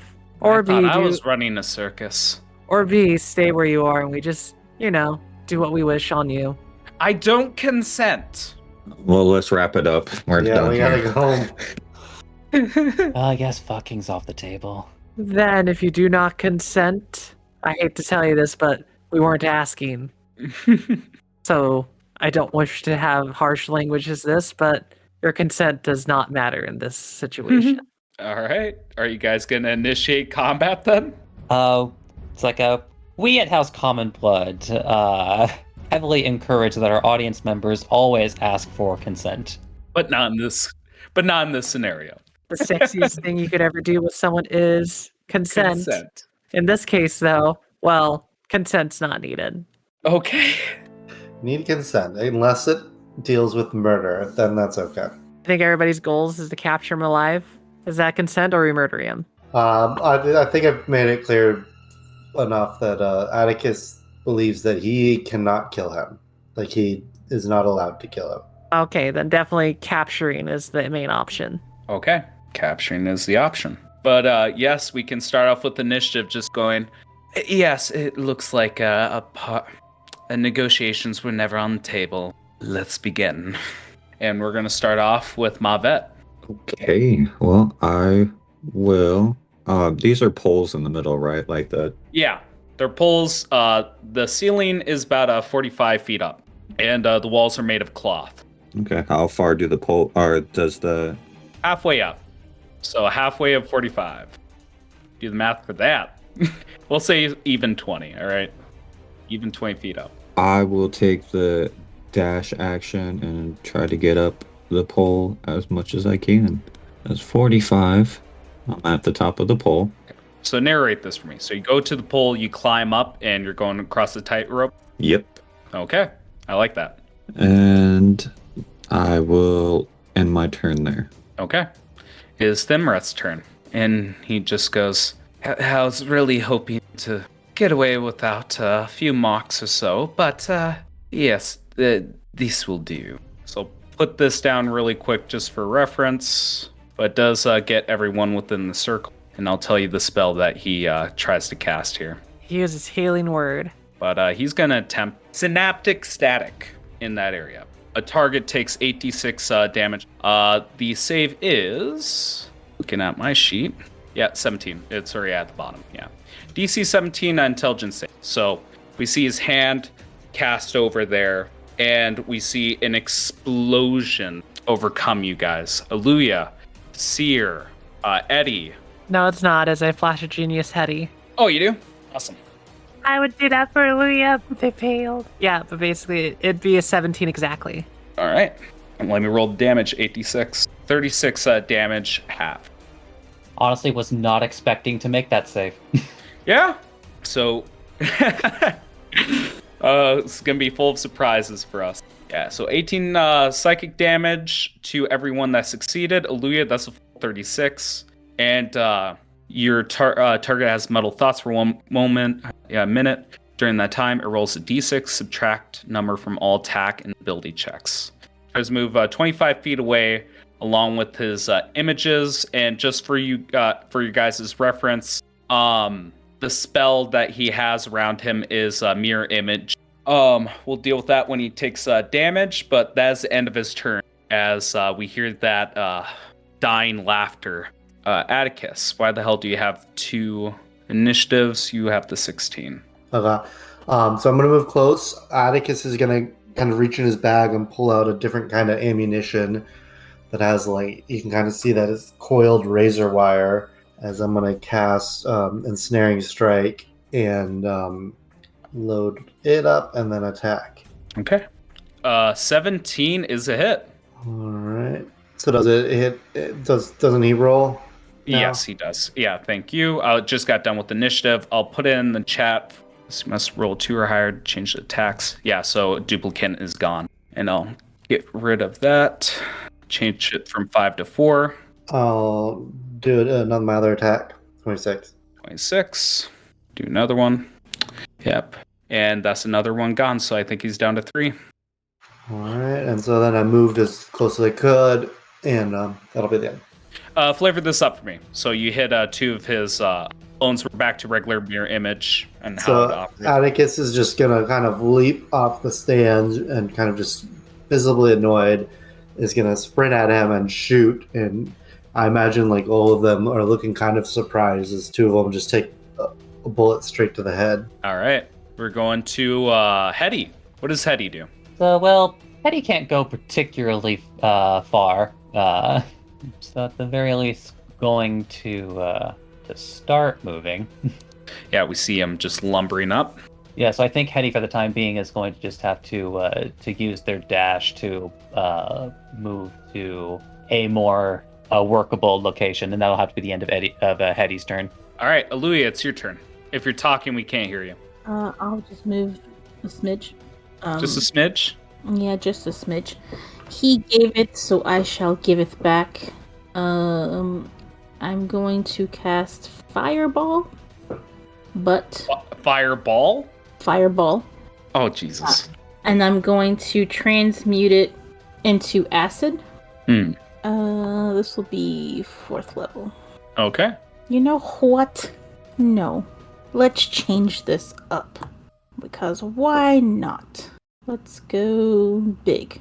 If I'm gonna die, I might as well die doing it all. Oh, I'll kill you. I know. That's why we might as well just do this. I'll go 5th level. I'll transmute it to thunder, and I will go max damage. Out of curiosity, just for my reference, who has inspiration in the party? I have one. Okay. Regular inspiration or D6? That's important. D6. Okay. I have a D6. But go on, Aluya. Okay. I just got hit hard. My ears are bleeding. My nose bleeding a bit from my eyes.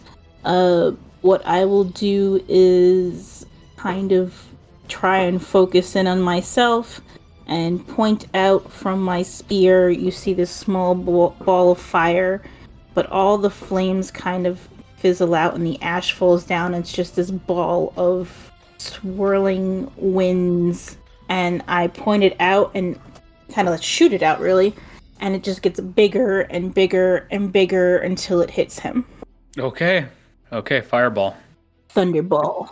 All right. Oh, Okay, I'll make that a saving throw. God damn it. Can you use silvery barbs on your? Well, that only works on a success, remember? Yeah. Yeah, success. Fuck. And you have to choose the lower roll anyway, so. Yeah, I know. I mean, you're only taking 60 thunder damage. Yeah, I know. Yeah. Hang on. Do I have anything? What kind of bullshit does GM have? You said thunder? Yep. Please God help me. I'll laugh if you didn't. Yeah, hang on. I do have it. Hang on. Just want to see if it's covered. Hang on. Yeah. What the fuck? You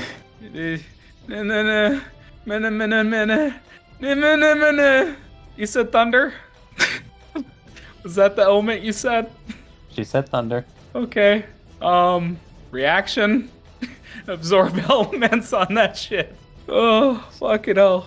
Okay. I'm burning through my shit fast now. How much damage is that? Now it's 30. Yep, 30 damage. Because I assume she said she maxed it out. Yep. Like I said, I'm bleeding from different orifices. Kind of wobbling, out of balance, out of sorts. I'm doing my best to get my bearings. Do my little fireball ash trick that turns into a swirling ball of energy, like wind energy. And then shoot it off, lob it off right at the Thimret's way. It becomes much larger and you just booms down on him. Damn. Yeah, and I kind of imagine you do that like he just points a finger. Yeah, what I want to see like a ball of a noise, like something's breaking the sound barrier, just held in his hand, like a mirage. And as it comes, he holds up his hand. We hear laughter as it eats away at some of the spell, but he holds a finger up to his ear, going a bit deaf from it. Anything else on your turn? Yeah, I gotta make a intelligence saving throw. Yes, thank you. oh. I want to be. No, I can't. I can't. It's okay. Yeah, because you just used it for Hetty. No, that's not why. I did use it for Hattie, so you're correct on that, but there's another aspect why. Okay. Anything else, Aluya? No, I think that's. I moved a smidge, did my thing. That bees that. All right, Seer, is your turn. You see, you guys have dealt a decent blow to our friend. Took out a fifth of his health. That I get, but there's one thing that sucks for me a little bit. Aluya, this is what's going to be funny, maybe for Eddie to see, but basically, as that thunder explosion goes off, whatever, like, Seer's, like, very, like, stone face looking, immediately turns into, like, fear and horror as they kind of, like, give out a small yelp as they just go down crouching, holding their ears. But literally, like, they look like they almost, like, fell off their feet in fear. I skipped my turn. Uno pass. Eddie, it's your turn. Seer's currently on the ground, too, so I'll just specify that. Like, hey, little dude, you gonna be okay? Just, I'll be okay. Go. I'll collect myself. Okay. See, Eddie is going to move over here, the upper left-hand side of the ring. Remind me how high up he is? 20. Alright, so not too high up, not stupidly high. Mm. And I assume you're referring to our friend, Mavet. Yeah, or no, Thimref. Thimref is not on anything. He's on base ground. Oh, then I'm entirely confused by why Mavet decided to climb that thing. I am too. Me too. I thought he was. You will see. Like, I thought maybe I just missed a detail. It's just like, okay, Me Thimref must too. be, like, high up. Or... I have never mentioned he was high up. That blew my mind as well. I just thought he had a weird tactic in mind. All right. So like, anyway, now that that's been cleared up, Yeah, sorry if I didn't make it clear enough. I thought I did. well, no, it's just like I made an assumption based on something that somebody else did. You know what I mean? But anyway, I think Eddie will go ahead and fire a couple of Eddie blasts at Thimreth. Like he doesn't have a high dexterity. I mean, I can still roll nat ones. That's I still have to roll regardless. Yeah, so like blast number 1. Wow. Sent nat 1. There you go. There you go. As I'm going to be using action surge to make 2 more, so roll 2 more times. Eddie blast, Eddie blast. So then we have 24 and 13. Yeah. So the first one would destroy a duplicate. Since I rolled 6 for that. Which brings them down to 2. But one of them is just. And then I'm going to use my bonus action to use Quicken Spell, and I'm going to fire 2 more Eddie blasts. God damn, my man. I'm planning on burning through his mirror images if I can actually hit for once. So roll 2 more times. 2, 6. Both of them would actually hit Thimreth. 2 duplicates, yep, 8 or higher. I just gotta remember 8. 22 is definite hit. 22 is definite hit. Jesus. Right, so then the first one will deal 12 force and 4 bludgeoning, and then an additional 9 force damage. Yep. Damn. Yeah. Flavor this up for me. Well, it's just like basically, like I said, like the entire purpose was to try to burn through the mirror images, but apparently I got lucky/unlucky. But yeah, essentially, like Eddie just kind of like looks over, and then yeah, just like imagine just like like 6 balls of smoke just like start forming like just behind Eddie, and they all start like firing all at once toward Thimreth, and just like a couple like entirely like miss their. Or I guess a few entirely missed their mark. It's like, but then like one like knocks into like one of the clones and destroys it. But then the last 2 like hit like basically like using like the fact that Thimreth was like been trying his best to like dodge like 2 of them hit him like square in the torso and knock him winded. Fuck, man, that is insane. Such a cool scene in my head. My good friend, what are you gonna do from 20 feet up in the air? Well, since people were making fun of it, I'm sorry. We love you. We care for you.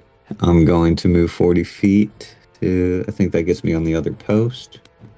And, if I used all my movement, I can't jump anymore, can I? So jumping distance requires movement, yes. Okay, then I will dash and attempt to land on Thimreth. God damn. Here's what we're going to do. First thing, let's take care of the damage. Because if you're going to land him in his space, you're going to be doing damage. So that's 20 feet up. I believe that's 2d6. Does he take damage too? Yeah, we both took 6 damage. Okay. Tell you what. Make me an athletics, and that'll be the DC for my dexterity. Get over to skills. Okay, and I'll make a dexterity save. He lands prone. So animate this for me while I'm getting things situated. So, hearing the silent laughter of his allies of why he climbed up the pole and across the tightrope, Mavet launches himself, screaming in the air towards Thimreth. And as he lands on top of him and knocks him prone, he goes off to the side and just screams a mighty scream as he activates his rage using a bonus action. Okay. And that will end my turn. What he will do, instead of spending all of his legendary actions at once, he is going to mock you. So maybe a 17 wisdom save. What, do you think you're clever climbing on that pole? Going across the tightrope? What, you take yourself as a jester? I am a god! Bow before me. Okay, take that 3d4 psychic damage. I'll roll for you. But yes, he is on the ground. All right, Atticus. This is something that you recognize. You see the gleam of metal in his hand that's mostly covered. And you see as it reaches Thimreth's turn, with Mavet being so close by, he pulls out a palm pistol and he starts blasting. So this is a little bit of a special weapon. The range is only 5 feet, and even further down, like it can go only up to 15 feet. What makes this a little bit special is that it does get advantage when a person's within 5 feet. So he just begins just a pap you. All hit. At 7, 5, 9, 9, and 30. 30 on the dot. So essentially, like you see, like him throw out his hand, like he's about to give you a handshake, and then just starts blasting you. And I think, shit, what the fuck can he do? He's gonna move south across from Mavet and a Misty Step, as he did like your idea. And he goes up onto the pole. That's proper distance. This is 20 feet up. And we see him disappear in like a puff of glitter and confetti and reappear. And he gives you a deep bow as we move on to Atticus's turn. Alright, Atticus is gonna go up the pole. Okay. And I'm gonna fire off 2 more shots at him. Okay. 19, but you gotta roll the. Yep. Thank you. It's 8. That one gets right to Thimreth. Alright, so the first attack is 7, and then he's got to make a strength saving throw. Okay. Well, I still have my entangling strike. yeah. Yep. The first one would go through. Yep. Entangling strike. He's just gonna choose to succeed if that's a magical effect. Alright. And can I divide my actions? I guess it doesn't matter because I know what he rolled anyway. So Yeah. but I meant like do my bonus action in between my 2 attacks. But yes, you do his duplicate, and he only has 1 left. Anything else during your turn? Nope, that's all I can do. All right. In between your turn and Hetty's, and I think he'll say something along the lines, "I thought you were a better shot, Billingsley," and fucking takes a hit to the side and goes, "Okay, yeah, you got me with that one. Fuck that." Make me a wisdom saving throw 17. I got a 15. Okay, 15, 3d4. That's 7 psychic damage to you. Yeah. It is Hetty's turn. What does Hetty do? All right. Eddie is going to, again, like move another 15 feet, moving closer a bit to like the center of the ring, and it can only really make 1 attack. So yeah, it's going to make a fiery spit at disadvantage. Okay. Or I think it's a disadvantage. Let me double check that. Can't remember if I said it to 30 or 20 or 15. I know should you say. said to 30. That's I just checked it. He's now in range, so it's actually a regular attack. Yay! I guess go ahead and roll the d20. Yes, sir. All right, that would actually hit Thimreth. 10 doesn't actually hit him, so I imagine we see the fire was past him. All right, Aluya, it is your turn. You know what? Let's go big or go home. Let's do this again. I will use my sorcery points to gain my spell slot back, and I will transmute another fireball, but this time to acid damage. Okay. Sorry. Okay, I'll make that dexterity saving throw. Okay. Oh, fuck. Not meant to be at advantage. That'd be a 7. And, what am I looking at here? Oh, God. 32. Also, does that do any damage to the pole? Yeah, fuck it. You know what? That actually sounds like fun. I feel like that's enough damage to actually melt the pole. So again, he's going to use his fucking reaction, burning another first level spell slot. All right, let's do all of this. Half of 32, that'd be a 16. Falls to the ground. That's a 2d6. 8 damage, Jesus. And he's about half health, bloodied, as he hits the ground and goes prone. Okay. So again, you're going to see her. She looks messed up. He got her good. Same thing, she points out her spear, and it's a small fireball, but the fire fades away into ashes, and now this green ball that's kind of like dripping, she lobs it at him, and then just, again, as it's getting towards him, it gets bigger and bigger, and it's like a giant balloon, and just kind of pops on him. Yeah. I think he'd, like, on the ground, and hardly say, like, to, a good old Mavet, just say, "You see, that's how you do an attack. You fucking pathetic piece of wood." make me a Aluya. That did end your turn, correct? Oh yeah, I gotta roll to see if I can Yeah. get out of this. Go right ahead. 15 Nope. still not Nope. enough. All right. Yeah. And Mavet, make me another wisdom save, please. Yep, that's a 3d4. That's 9 psychic damage. All right, Seer, it is your turn. Seer will stand up, breathing in deeply to making sure to keep themselves paced, and they will walk forward. Hmm. And then Seer will. Let me see what I can do. You know what? I want a machine gun. Eddie, be my machine gun. I cast haste upon you. Enjoy. Just don't kill them. As Seer will say, it's like, remember, don't kill them. Yeah, you see that he's bloodied. All right, and that ends Seer's turn. Correct. All right, Eddie, it's your turn. That's kind of more helpful than you know, because as in now instead of trying to make pot shots at this guy at disadvantage, I can use all that fun extra movement I got from haste to be within 5 feet and just take advantage instead. I'll roll that 20. 4. First one would be a hit. Second one would be a hit right to Thimra. Blast 1, blast 2. The second one hits. So 10 force and 4 bludgeoning. Oh God. Yep. He's hurting a little bit. I mean, I guess I'll go ahead and take that hasted action. Okay. 20s. I believe the threshold for the final clone is 12, right? Something like that. If you roll an 11 or higher. 11 or higher. Hits the Thank clone. you. Thank you. 11 or higher. Yeah. So, still hitting Thimrath. It's got to keep 11. Wow. Double 1-on-1. 17 is a hit. All right, at least we figured out more. Guys, fucking AC got Yep.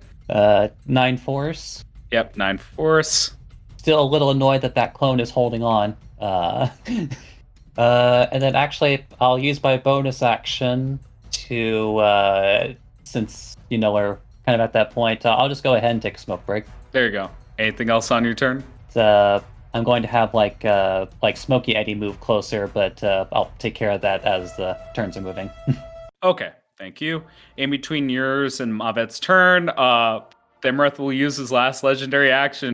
There we go. 8 psychic. As he just says, "Fuck you. You damn otter. That hurt." So yeah, between that, I basically get a net 5 out of that. There you go. All right. I'm going to tell you specifically, Mavet, after all this damage he's taken, it looks like he's ready to pull a trump card out. What do you do?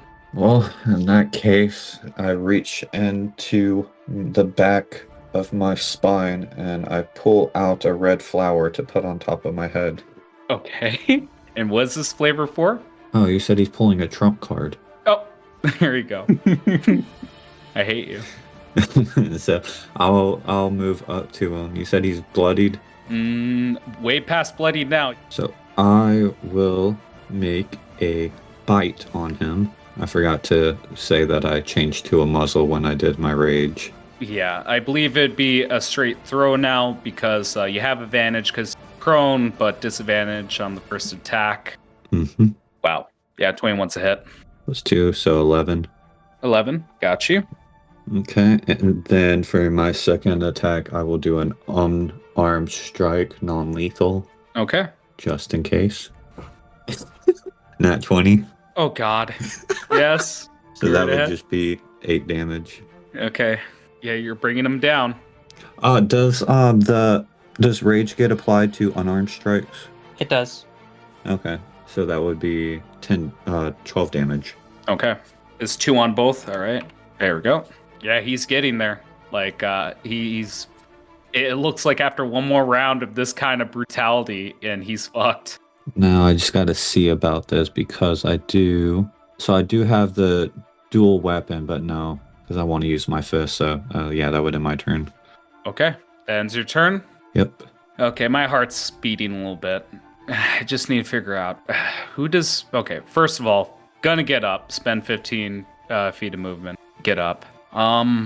Atticus is up there. How far away are you, Atticus? Because typically I'd leave it up to roll to give give chances. Yeah, but I believe that I've been the most insulting to him regularly. Not only that, there's a variety of reasons. You guys are all powerful. Like, you've shown your power, like, specifically to him. Not even in just this combat, like, everything you've done. But Atticus, like, yeah, it's not even just his power in combat. It is the feud, the rivalry between, like, your houses. So I think it's rightfully so. We see finger pointing out. And, Counterfinger. counterfinger. I'm actually immune to necrotic. Are ya? Yep. Oh, yeah. Disintegrates not necrotic. I'm immune to all damage. Okay, let's put it in chat. This could be severe. Well, let's see what happens. Let me You- see you how have far it. away. I was gonna Atticus say, is. yeah, you have inspiration. People are around you. I have both inspirations. Yeah, so How high up is Atticus? 20 feet up. Oh, thank God. All right. Yeah. Oh, all right. Let's do this. Yep. Oh. Okay, 74 for those at home. Yep. 74 damage. Force damage. Yep. Oh. So that is equal to my maximum health. You, Exactly. You've got to get this, man. So again, we see his finger point out and just go, Billingsley, I am so tired. You putting your fingers where you doesn't belong. Die. And we see like laughter follow an invisible thread as it goes towards you. Make me that dexterity saves. You lucky son of a bitch. Does mean the thing that he hits might be the thing that he's standing on disappears. Oh fuck. If you want to flavor this up for me, what happens? I think Atticus just like calmly just steps, and since he knows this is he just steps off the platform since it's gonna be disintegrated anyway, and just doesn't even react because he doesn't want to give him the satisfaction. Oh my god. I am looking through my shit before we move on. Hang on. I don't think I have any bullshit for that. Because I think I'm just out of range for you to do your bullshit. Oh wait, no, you already. When he gets his reaction back, he can totally do a thing if he has it. Yep, I'm thinking about Silvery Barb. I'm pretty sure I'm following the rules here. You succeeded. We haven't moved on. Oh yeah. We're using reaction, baby. God damn it! I tried and I tried. You gave him a better roll. My second roll for the recording was a nat 20. God fucking damn it. I like to imagine just like pointing your finger, just like it's like try to dodge this, and then like it kind of like actually like moves a little bit to the left. It's like, no, I got you now. It's just like, oh, that's what he's doing, and then he steps to the side. Turn to Sierra. Is it just me, or did it get a little drafty in here? God damn it, Billingsley! It seems he's more drafty now. Fuck all y'all. He's got nothing else. Damn it. Okay, I gave it a try. There was a try, the dice said otherwise. Atticus, what's your rebuttal? Do I take any damage for succeeding? I don't believe so. It's a save or suck. It is an entirely save or suck spell. Yeah. So I guess I still said I stepped off the platform, so I'll take my 2d6. Yeah. We'll say for shits and giggles, just because Seer suggested it. Both the pillars collapse. We see like the tent begin to cave inward and slowly drift down. Not enough to obscure us, but all the supports are gone. All right, and then I think for my turn, I'll be just like, enough of that, and I'm going to cast Entangle on him. Okay, cast it. Is it a saving throw? Yeah, it's a strength save. Strength save? Yeah, for you. Yeah, I choose to succeed that as well. All right, and I'm gonna still walk towards you. Oh my fucking shit! Okay, I'm still good. You're doing fine, Gray. You're fine. Get close to you. I don't like how close everyone is. They're just going to hug you. I don't want hugs, Mom. Okay. Anything else on your turn? No. Okay. It is Hetty's turn. He's all out of trump cards, my man. Doesn't have disintegrate, can't teleport. He's beginning to run empty on his big hitters. Like, hey, Atticus, did you have to stand there? Yep. Damn right he did. Well, no, the problem is that, like, because Hetty can't actually reach Yeah, I know. because Atticus is there, so kind of a fuck you. But, Unfortunately, that was my 35th foot. That was as close. The only way I could get within 5 feet of him. Yeah. I mean, like, you could just be, like, 10 feet away and live with that for a turn. No. Sorry, hands off the chess piece. There we go. Okay, fiery spit then. If it kills him, it's your fault. To be fair, I specified that I couldn't kill him. I didn't specify that I had to keep him alive. There you go. Oh, hell. But yeah, He's not that close to death. well, he still has a clone, so roll a d20. Yes, sir. Fuck my life. It's gonna be a straight hit towards him. 23 to hit. Yeah, 23.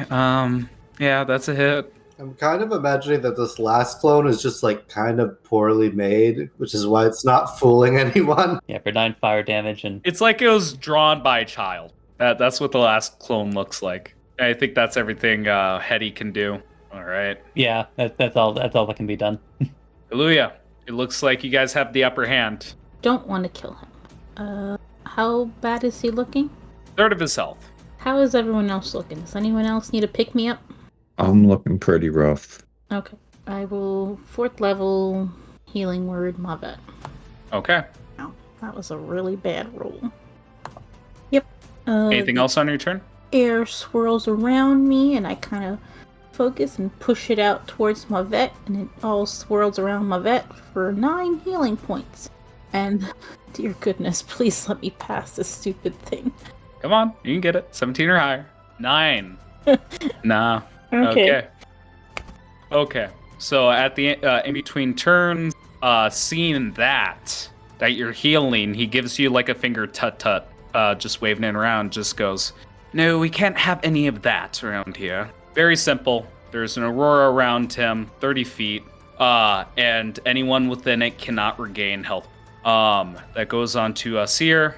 We just hear the laughter. We see like the wisp of glitter in the air. The Exultrian. Seer, is your turn. I will walk forward with my rascal on their shoulder. Yes, ma'am. Also, is he like really that close to death? Not that close. You know how I over-exaggerate. I'm just checking. It's because I will tell you guys when a single attack will kill him. I'm that nice. okay. The reason why I'm asking is because I'm going like, let's see.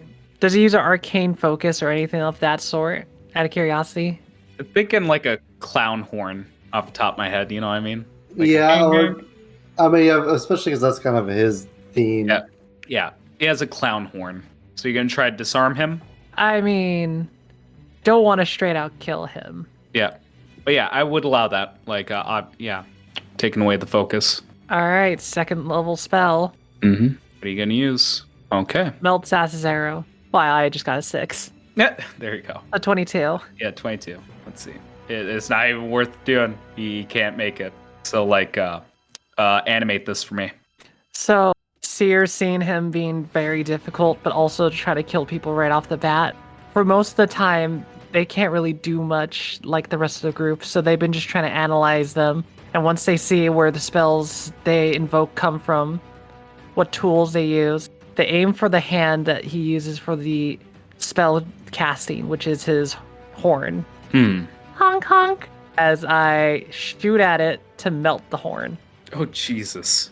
More importantly, but to guarantee I melt that horn, I use Melt's acid arrow because it will do 44 acid damage now, and then the end of the next turn for him, it'll do 2d4 acid damage. Oh my god.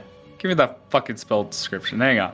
Green arrow. Yep. 44. 2d4. So if I'm burning him, I'm burning his hand off basically to make it so he can't use the horn right now. And if I'm not doing damage to him, I'm melting his horn. Okay. Okay. He's only holding it with one hand. Yep. Fuck.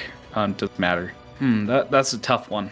It is a magic item. If it is a magic item, I just burn his hand to make him let go of it. Yeah. We'll go with that. Go with that for now. Then just be aware at the end of his next turn, he will take 2d4 acid damage. Yes, ma'am. Give me the damage and keep me honest about that. Okay, 11. Yeah, we see it. Alchemist Savant, so 16. Thank you. I almost forgot that. Super good. All right. We see the horn jump from his hand, go into the top right. How's he looking now? Really bad. I use my adorable little rascal to shoot him. Okay. I disarmed him, now I'm gonna disarm his face. Hannah. 17. 18 is a hit. That is 5 force damage. Oh, God. Yeah. He's hurting. Hang on. That D20. Boop. Yeah, it doesn't matter. It would have hit him. Okay. Anything else on your turn? No. That will be it, as basically Seer will just yell out, "They're disarmed. Take them down. Don't kill them." Eddie, it's your turn. You see the horn on the ground. You see that Thimreth is desperate. He is limping. Looks like a couple good blows and he's down. I'll have to be very measured in the way that I do this. Okay. Because it'd be really unfortunate if this dude turned to ash. All right. I will go ahead and fire one Eddie Blast at a time. D20. There we go. You hit one of the illusionary ones. Roll me that hit just to see. So blast number 1 misses. Right, Eddie Blast number 2. Nope. Then I will use the hasted action. Out of curiosity, don't you get advantage being within 5 feet? No, that's only Yeah. when he was prone. Okay, thank you. Yes, you are correct. You are. Yeah, 20. Because like he was prone, and then I had crossbow expert, Yeah, so like yeah. any disadvantage was taken I away. completely forgot he was prone. Yep. All Well, right. Let's see that crit. I'm gonna see what this natural 20 did. Okay, 24. Oh. You see him like holding his entrails in his body from that blast. And you just see him begin to spill out blood. It looks like a soft breeze could take him down now. You son of a bitch! Haze! He was about to I want to imagine more specifically that Smokey Eddie was about to do the second blast, then Eddie's like, "No, bro, chill." And then Eddie is just going to walk over. If he really hates Eddie Hayes that much. Oh wait, no, he doesn't have a reaction. Never mind. Yep, Eddie just kind of Eddie looks like so yeah, it looks like a second blast is about to happen. Then it starts to dissipate as Smokey Eddie relinquishes it, and then Otter Eddie is just going to walk over to the clown horn and pick it up. There you go. I don't think you're gonna be needing this anymore. And then Eddie ends his turn. Yeah, he thinks about cussing out Eddie's, and he just goes, "You gonna finish the job? You piece of trash. You log. You freak. You fucking freak." Make me a wisdom save, 17 or higher. My bet. Okay, so, Mega, you said it has to be a weapon strike. Would a fist be able to do non-lethal and just knock him out? Oh, it just simply needs to be a melee attack. Yeah. Oh, okay. But first, take that wisdom saving. I bet your parents were cedar. Take 9 damage, psychic. Oh. Did that down you? No, I healed myself on accident. Yeah, there you go. No healing allowed. This is a heal-free zone. Okay, so Jim in the nose. so this is gonna sound really weird, Okay. but I am going to cautiously, non-lethally attack recklessly. Okay, that's fine. So just a straight roll Yeah. on the first attack. 18 is a hit. For Almost, dude. First one. Animate that for me. He's not down yet. Let's go hit by hit. 4. Okay, so hearing that my parents may have been made of cedar infuriates me because I know it is of a lower class of wood. It's not mahogany. However, not knowing who my parents are, I don't put the full force behind the punch as I clock him right on his nose. Yep. 19. Yeah, that hits the clone. I go to punch him again, but the ugly clone gets in the way and I smash it and miss his face. And he begins to back away slightly. No, you can't do this. No, stay away, you freak. And Mega, I can't use 2-weapon fighting for fists, can I? Even with dual wielder? It's technically not a weapon, at least not a weapon in your hand, so no. Okay, then I will use my movement to go behind him. Okay. Does that end And your turn? That will end my turn. He disengages, looks around him, and 5, 10, 15, 20, 25, 30 starts just limping to the entrance. I'm going to get away use from my you. reaction to make a weapon attack. Here you go. Go right ahead. Okay. Oh wait, no, sorry, never mind. Right, Yeah. disengage. And damn it. There you go. Yeah, disengage. Fucking walks away, limping. Like, yep. I'm out of here. Atticus is just gonna stroll up behind him, Hmm. draw his short sword. No, we can talk about this. We can work together, Billingsley. We're friends, right? With the flat end of the flat side of the short sword, he's just gonna smack him on the back of the head. Yep, down. Combat over. Victory. All right. Okay. Yeah, there we go. That's what I thought. Okay. It is done. You guys walk out of the tent and you see like crowds of people watching you with bated breath. What do you guys do? Well, first thing that we do is that Eddie is going to just casually slip the ring off of Thimra's Yep. finger. Yep. Just make sure that's not. Yep. Loose thread. Yep. And Yep. Atticus is going to tie him up as much as possible. Okay. Yeah, we see like an absurd amount of rope around Thimrath. But yeah, you come before a crowd. What's the first thing you say to them? Oh yes, the gun as well. Just so the party knows, I know we have 2 other people that can actually use guns in this party. I'll make sure to write this down, but just to give you guys the gist, it's a magical weapon, does 2d4 plus, 2d4 damage. Advantage within 5 feet, disadvantage anything beyond 5 feet. It goes up to a range of 15 feet. And I forgot to do this, but once per turn, much like sneak attack, but I'm just going to call it additional damage. It also does 4d6 damage on a hit once per turn. Damn. No, that's pretty good because like Atticus and I are the only ones that have proficiency with guns. No, Eddie does as 3. well. Oh, yep. really? I get mine because I'm an artificer. Sorry, Yeah. I misspoke earlier. I didn't have crossbow expert. I have gunner. Yeah, I was gonna say, Oh. like, if you remember earlier, in one of the combats, he used a smoke gun. I get it. I get it Yeah. now. Yeah, I feel like I shouldn't grab it for obvious Yep. reasons. Yep. But yes, that out of the way. I'll make it into an item, and the party can discuss who gets it. It's a pretty nifty item. Yeah, I think at the very least, though, like with the crowd waiting at bated breath, just like Eddie's like to the others, like, wait, hold on, I got this one. As he just like goes up, like tries to make himself as visible as possible. The circus is leaving town. Fucking just going ham wild. We see hats fly into the air. We see people dancing in the street. People are breaking out like a keg and fucking punching a hole in it, fucking drinking from it, and they're just chanting. What would be a good chant for the circus leaving town? Leaving town! Leaving town! Leaving town! Oh, or like carnies suck. Carnies suck. Card is like one person tries to start it, doesn't get like it's that one odd guy in the group that tries to start it and it doesn't go. Carnies suck. But yeah, you see people are just going insane over this. And I think Bellis, the captain of the elves, comes up, helmet underneath her armpit, carrying it, and she just goes, I'll be damned. You actually did it. On behalf of the entire town, you have our thanks.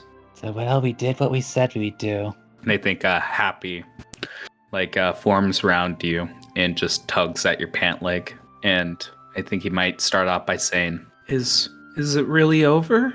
So, well, it's like as Eddie's just like looking at the one ring, then the ring on his finger, then on Atticus. I don't remember who has the other 2. One on my chain. We need to kill the old lady. For the sake of simplicity, we can say you have all of the rings. Oh, okay. I was about Yeah. to say because she had the ring too, and I was like, we gotta get her. If I didn't mention she gave it to you, she gave it to you. Okay. No murdering old ladies. In which case, unless people have any oppositions to this, Eddie's going to just take all the rings and put them into Happy's hands. Mm-hmm. Yeah, little dude. I think it's over.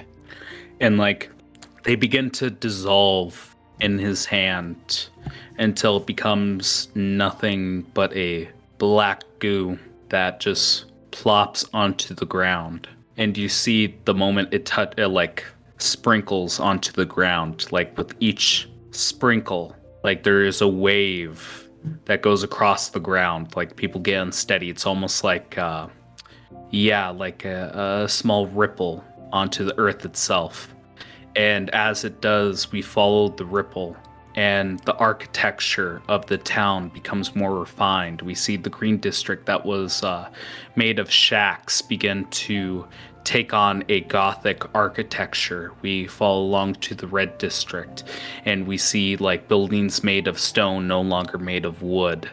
And we see that the dirt becomes cobblestone, and the streets begin to light up with lanterns that begin to form.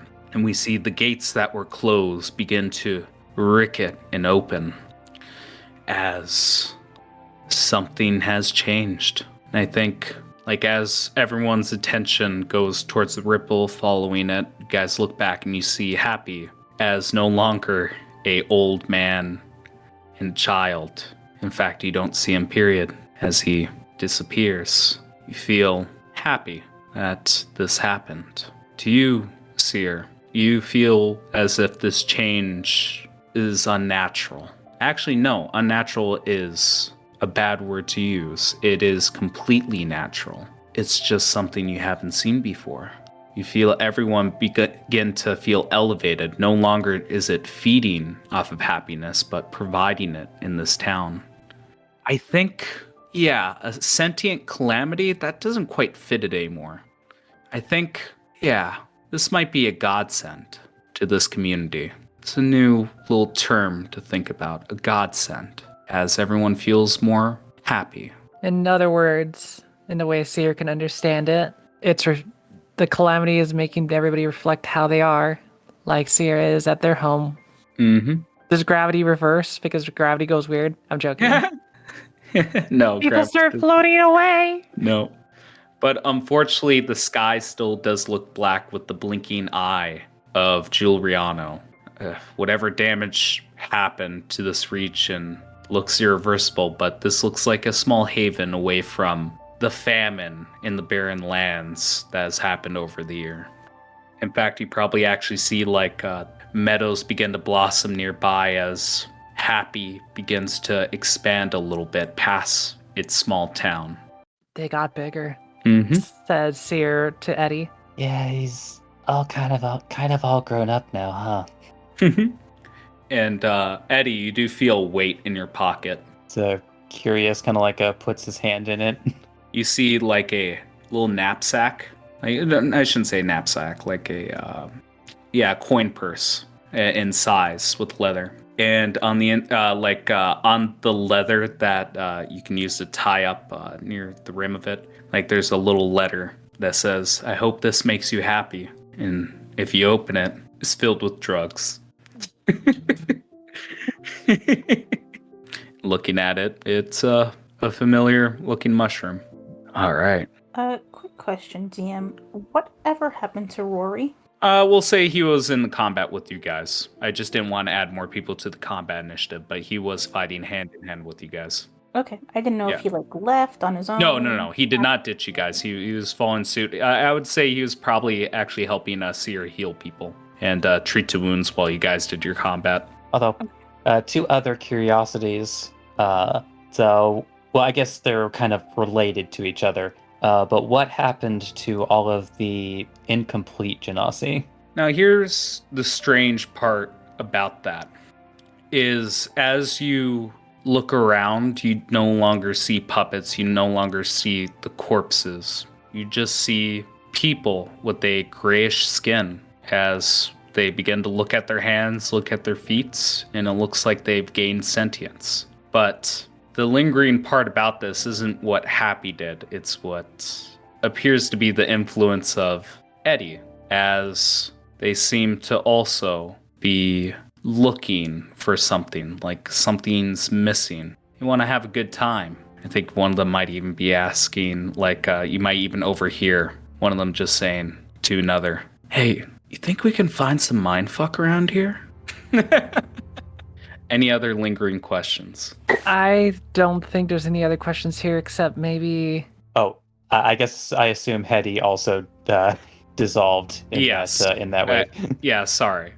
But again, like I do kind Well, of... no, I was expecting it. It's more just like confirming that it happened. Yeah, we see Hetty dissolve, but we do see like if you look at these smoke genasi in their skin, like sometimes there's a trick of the eyes, but you can swear you can see Hetty, like Eddie's eyes within each one of these creatures. You're good because there's only one blaring awkward thing that we might need to double check if Hetty got rid of. Remember that graveyard full of will-o-wisp? Yep. The one that seemed unaffected by anything else? That's the only spot I would check if there's anything else going off, because everything else was covered in goo except that location. Yeah, like going around in that area, I can confidently say that it feels like the grounds are a bit holy, as if they're sanctified. You don't find any will-o-wisps, spirits, nothing out of the ordinary. Okay, good. Because I was about to say, like, okay, we're going to leave this town now, guys. And forget the entire loose thread. No, it's fine. You guys did good. Then I think the only thing is that we might need to double check is how much time do we have left before we have to go back to the ship? Because that will determine our downtime, what we do in this town. Because if we have time to celebrate or we have time to like talk with other people, like in my case. Yeah, Juliet should be coming back now with news of what our new timeline is. Yeah. I was going to say like, who would bring back the information? Repeat that one more time, Atticus. Juliet, because she's the one that delivered the message, so. Yeah, what was the timeline I gave you for Juliet? It was 3 or 4 days, I forget. It was 3 Yeah. So we'll say this. We'll line things up, even if they're a bit shifted, that's fine. We'll say like on the day that you guys have to leave, Juliet will come. But for now, I believe it is day 10, unless I forgot to update it. Just looking at my calendar, and you guys needed about a half a month to get back. So you guys have 4 days to just have fun, be happy. Well, Aluya has to do at least one thing that will not make her happy. Make me that intelligence saving throw. That shit is not concentration. I'm sorry. I'll get a headache. Oh. Yeah. Nope. That's one. Nah, but for real though, it's like we have some baked goods to deliver. Yep. Oh yeah, that's the thing I think we need to head to. That's why I'm trying to break out of my collar thing so that I don't. Yep. I was thinking we'd take care of the collar first as we're traveling, and then we, Yeah, like the old lady said, it'll be on your travel on your way back. Although you have no idea how she knows where you're traveling and why. She just knows it'll be along the way when you begin to walk to your rendezvous. So you guys have 4 days in this city before you have to leave. Like, keep me, let's go day by day. Like, I think the first night we see a giant party. We see people just so the audience is aware of this, like right now in this moment, Aluya is rolling a series of intelligence saves. There we go. How many did she fail? 18. There we go. Fuck. That's a 3, 6, 7, 8. You would have kept that during the entire fucking combat. All right. So the first night, we see that people are partying. We see that the lights are bright as Happy is lighting up the city. We even see, like, as you guys go to the Purple District, no longer, just for reference for, like, where the city is, but they no longer have lights. It's no longer red, blue, yellow, any of those. It is a simple city that's now being lit up by lanterns. And with this, it's just regular, typical lantern light. We see in the Purple District, as you guys walk to the center of town, that a table begins to unfold and form with food that seems like it was cooked to perfection, as if it was provided to you by a ghost, by some force. We see kegs of beer and ale as the town begins to drink, chat, and have fun for the first time in months. Like, give me a little bit of snippet of the night. Like, how does each one of your characters, like, party? I mean, look, like Eddie would have taken a brief jaunt to his room, and then just in time for the party, returned with a more than a few handfuls of unmarked, unlabeled, nondescript baggies that get passed around. Mm-hmm. And we see that some of the smoke genasi are with the group. Although the racism and tension is still a little high, they're not outwardly violent or hostile. Although segregated from the rest of the groups, I feel like they keep close company to Eddie, trying to get a little bit of that mind fuck. And yeah, They're looking to get fucked tonight. yeah, we see like a big cloud of smoke from all this shit being smoked go into the air. What does I never really asked you, what does mindfuck actually smell like? What's the closest thing that I would get from it? It's like the most interesting thing, like at least what came to my mind was that the smoke actually, like, even though it does have like that, like that burning smell, it weirdly is intermixed with, and this depends on each person's particular preference, but it actually basically always smells like somebody's favorite smell. Oh, that's awesome. It just so happens that whenever Eddie smells it, it just does smell like weed. All right. What about Seer? How does Seer party? I know you're a bit of an introvert, but today is a day worth celebrating, and you see that some of your kind is segregated from the other group besides being next to Eddie. I mean, that's what makes Seer kind of sad, is because even when everybody, wins, the Genasi are still Genasi in our world. So Seer will do what they do. Like, what Genasis? Are they all different types? All smoke. This smoke Genasi kind of like look towards Seer as they move closer. And then Seer just kind of goes like, they don't join the party with them. They just kind of like, they look like they're lost, right? Mm-hmm. Yeah, a little bit lost. So Seer just kind of like gathers them around, gets like their alchemy jug to pour out just alcohol. They're not doing it to celebrate. Seer doesn't drink for a reason because they don't want to accidentally have issues later. But Seer just kind of gives them alcohol and just starts kind of like teaching these Genasis about the world, kind of like how Seer was taught. I feel like as you like get them huddled around, like a bonfire forms around the center, and we see like the jug being passed around, people drinking, people with like smoke like hair, gray skin, as they share laughs. And I think one of them just goes, yeah, just being born today, I think Huff is a good name. What do you think? If you're going Huff, I'm going Puff. And you see them like laughing and exchanging like names as they begin to assume identities. Remember to give yourself another name because there might be others that might share the same. That's all I would say. What is my name? And you see them looking around. Yeah, what is mine? And you kind of get a little bit deja vu because this seems reminiscent of Eddie's habits in the town. Kind of have the stoner attitude, being a bit forgetful. Seer just kind of looks at him and goes like, it can be whatever you want. It is, I would say, a rare opportunity for you to pick what you like. I just know in my case, and then Seer kind of like trails off as they kind of look off, reminiscing, but then kind of like helps anyone that needs names. So they just kind of go like, no, don't pick Puff. Puff's a really popular name among you guys. Pick something different. Be Smoke. Or, I don't know, Vapor, a Jewel. No, don't be that one.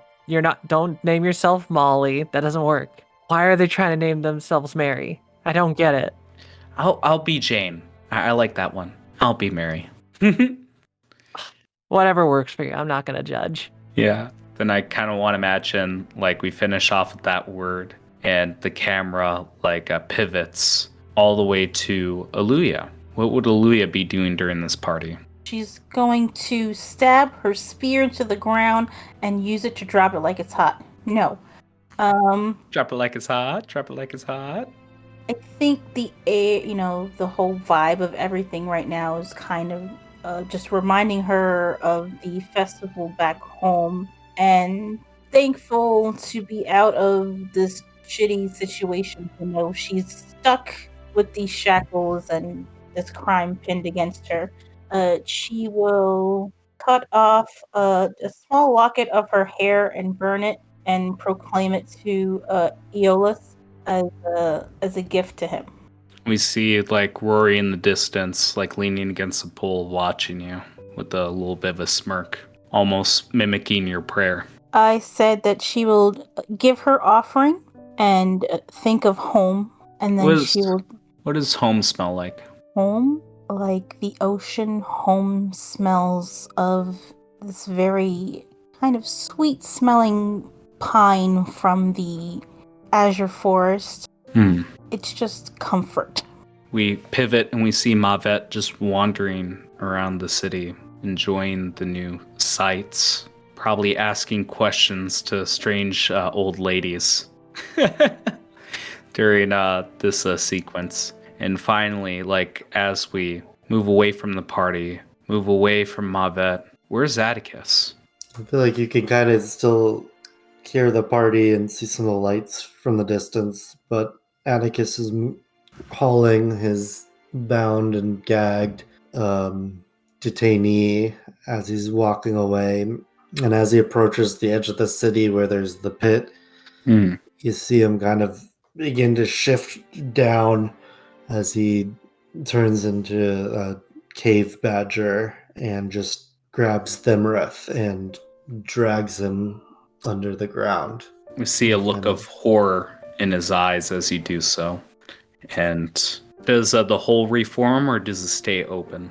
I feel like it's there, but like as it just slowly kind of just crumbles and collapses, but there's, remnants of a hole. Okay. We see you guys in the following morning. How does everyone wake up after a party? Eddie, how many hoes do you have in bed with you? Enough. We see 12 smoke genasi around Eddie. Also really thirsty and a bit of a cotton mouth. Yeah, I was gonna say, I didn't know I could breathe like that. But in seriousness, like, where would he wake up? I mean, like, you're. I know you were joking, but like 100%, he would have like totally spent the night in a cuddle pile. Yeah, it is essentially there's enough smoke genasi where it looks like soft pillows. There's like a tarp laid down. Seer, where would you wake up after a party? I mean, depends how late the smoke genasi stay up, because Seer might actually... They won't rest with them, but they'll probably be out the latest if they are still up. But probably Seer would probably find a nice spot, the area, look up to the stars, because they're basically, You look for stars and it's completely black. You only see an eye staring back at you. Makes sense. Since Seer might just stare at the eye for a bit till they pass out. Yeah, we still see Mavet walking around town. Aluya, where would you wake up? Is there any place where there might be like water to look at? I'm gonna say so long anything you wish for in this town, Happy would manifest for you. Yeah, somewhere with like a running water. I know an ocean would be hard to come by. Like a running river would be nice. Thankfully, if you look near the Red District, you have water. This is how you guys got here. Yeah, she would stay close by the shoreline and then just look up to the eye stars and just kind of fall asleep listening to the waves. And as you fall asleep, you wake up with a blanket over you. You assume it was Happy, but we kind of see like far distant away, like Rory walking away, about to do something. Kind of want to imagine he still has like a grip on his sword, but it begins to relax. You guys have 3 days in this town. Give me little snapshots of how you guys spend each day. Do I see Aluya near the orphanage a lot? I would not be near there. This fucking is just a snapshot of her in different locations yelling outside. You suck! You suck! You suck! You suck!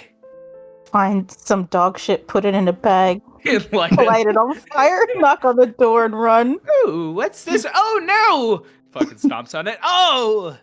Oh no! Sadly, I think in Sear's case, they are going 100% helping out getting these smoke genasi ready to go. Because the problem is, I mean, if the town's cool with them, that's cool. But anyone that visits outside of the town and lets them know that there's genasi here will probably send people to get them murdered. So Sear's kind of getting them readied in the sense of like either practicing in the sense of hiding if the town protects them, or if the town doesn't protect them, possibly directions where these genasi can go without being murdered. Yeah. So you send them out like a nomadic tribe away from town then? If the town's not going to help them, yeah. No, absolutely not. So we see you we see snapshot of you at the gate, you giving them instructions, them with knapsacks. Mega, would you sell them mindfuck? He would. Yeah. So they got shit as much mindfuck as Eddie would have had, but I feel like it was more of a tribal exchange, like goods for goods. I would also probably talk to like any of the smoke ones that seem the most prominent as a leader. Mary Jane. We'll say Mary Jane, basically be like, all right, remember, they might not remember who they are, but their skills are still sharp. So they will remember their skills. He's a guy and he just goes, yes, but of course, my name isn't Mr. Jane. I'll make sure to guide them. They will learn. I would avoid any sort of people for the short time being. I don't know about the areas so much here, but I could definitely say there are pockets of people like you and I. A direction is what we need. Where do we go? Well, the big thing is I don't want to send them, across the entire world. Mm-hmm. Because that's not going to be very possible. No, I probably would have to send them to, There's two close calamities if you want to send them to Calamity, but... Is there an air one specifically? Yes, there is. And honestly, it is south of where you need to go. If you look at the loose savanna, deep south, it's not added on to this map, but there is a constant stationary hurricane there. That might be the best direction because technically even as smoke genasi, they're air genasi. Yep, close enough. So basically to send them there and basically be like, have them understand they had to explain their situation. Yes, we'll go to the Watcher, and hopefully we'll be accepted with open arms. And I feel like he cups both of your hands with, or your hand with both of his, and just goes, thank you. You gave us life. You're practically a mother to us. We can't thank you enough. Just believe that future, without having to bend the backs of people to follow and accept us, eventually they will just accept who we are. That is my goal. He gives you a smile. We'll never stop believing. And keep happiness in our heart. Gives a smile. And I feel like we have a final shot of them waving as they walk away and you by the gate as they begin to travel south. Luya, what's a snapshot of you during these few days? What's something significant, a loose end that you tie up, or something you would like to do in town? I think I would try to, as much as not to poke the bear, to have a moment with Rory and try and see if there was something that he knew that I didn't, just to give me some sort of lead on where to go. Oh, so lead on that incident? Yes. I feel like, where would Rory be? I feel like we probably see him leaving somebody's house, and we see him with a bag in his hand, and he sees you approach and just goes, hello, Luya. It's nice to see you. Oh, hello, Rory. I see you must be on your way out. Do you mind if we have just a moment? Scratches his head. Yeah, I've got a moment for you. And feel like we see both you guys sitting at a bench, him slouching forward, both of his forearms onto his legs. Aaliyah's just kind of sitting there, kind of twiddling her thumbs, trying to figure out what to say without coming off harsh. I think he might break the ice for you by saying, you know, they're blooming. I'm sorry, what's blooming? The daisies, they're blooming. And motions to his hands, and you see that there's like a patch of flowers as they begin to bloom. I haven't seen much from meadows, flowers, trees, not much from harvest in these lands, but they're growing. It's a miracle. You, and he bites his lip. All of you did good. You all did good. Thank you. Looks away. I don't mean to pry. I know you have your own thing you're going through and dealing with. I was wondering if you could tell me any information you might have come across or gathered on about that day. He tries to hold back a frown. His eyes wince a little bit. Aluia, Aeolus, watch my words. Strike me down if I'm lying. I thought it was you. Everything led to you. I don't know. I want to know. I want to figure this out, but all the evidence, everything, just pointed to you. If there was a loose thread, if there was anything of substance, I would have chased that too, but I don't know. See that? Yeah. He's trying to hold back like a tear in his right eye. You see that one of his eyes is glossy. Thank you for that. I will say that I will do my best. No, I will figure out who did this. It's not even about clearing my name, it's just that... No, you won't figure this out. We will. Yes, we will. It's not like we can get too far from each other. And I feel like he rubs his wrists, and your wrists also feel heavy from shackles. Thank you. Thank you. Just give him a light pat on the shoulder. I feel like we have like a shot from behind you two on the bench as a still frame. You patting him on the back, him slouch forward, seeing the silhouettes. And we go to Eddie. What's a snapshot of something you do in town before leaving? So, well, like some of it could be like like a easily surmised, but like spending time with like some of his like a new smoke genasi friends. To also like passing by like the orphanage, because like make sure he does like get like a few more like visits with Eddie before Eddie himself has to leave. Yeah, we see a shot of like Eddie inside the orphanage, Orphan Eddie, just waving at you erratically with a smile on his face. And then Eddie has to make good on one other promise that he made, and then in very Eddie fashion, he totally forgot he could do this, and is not looking forward to this particular conversation.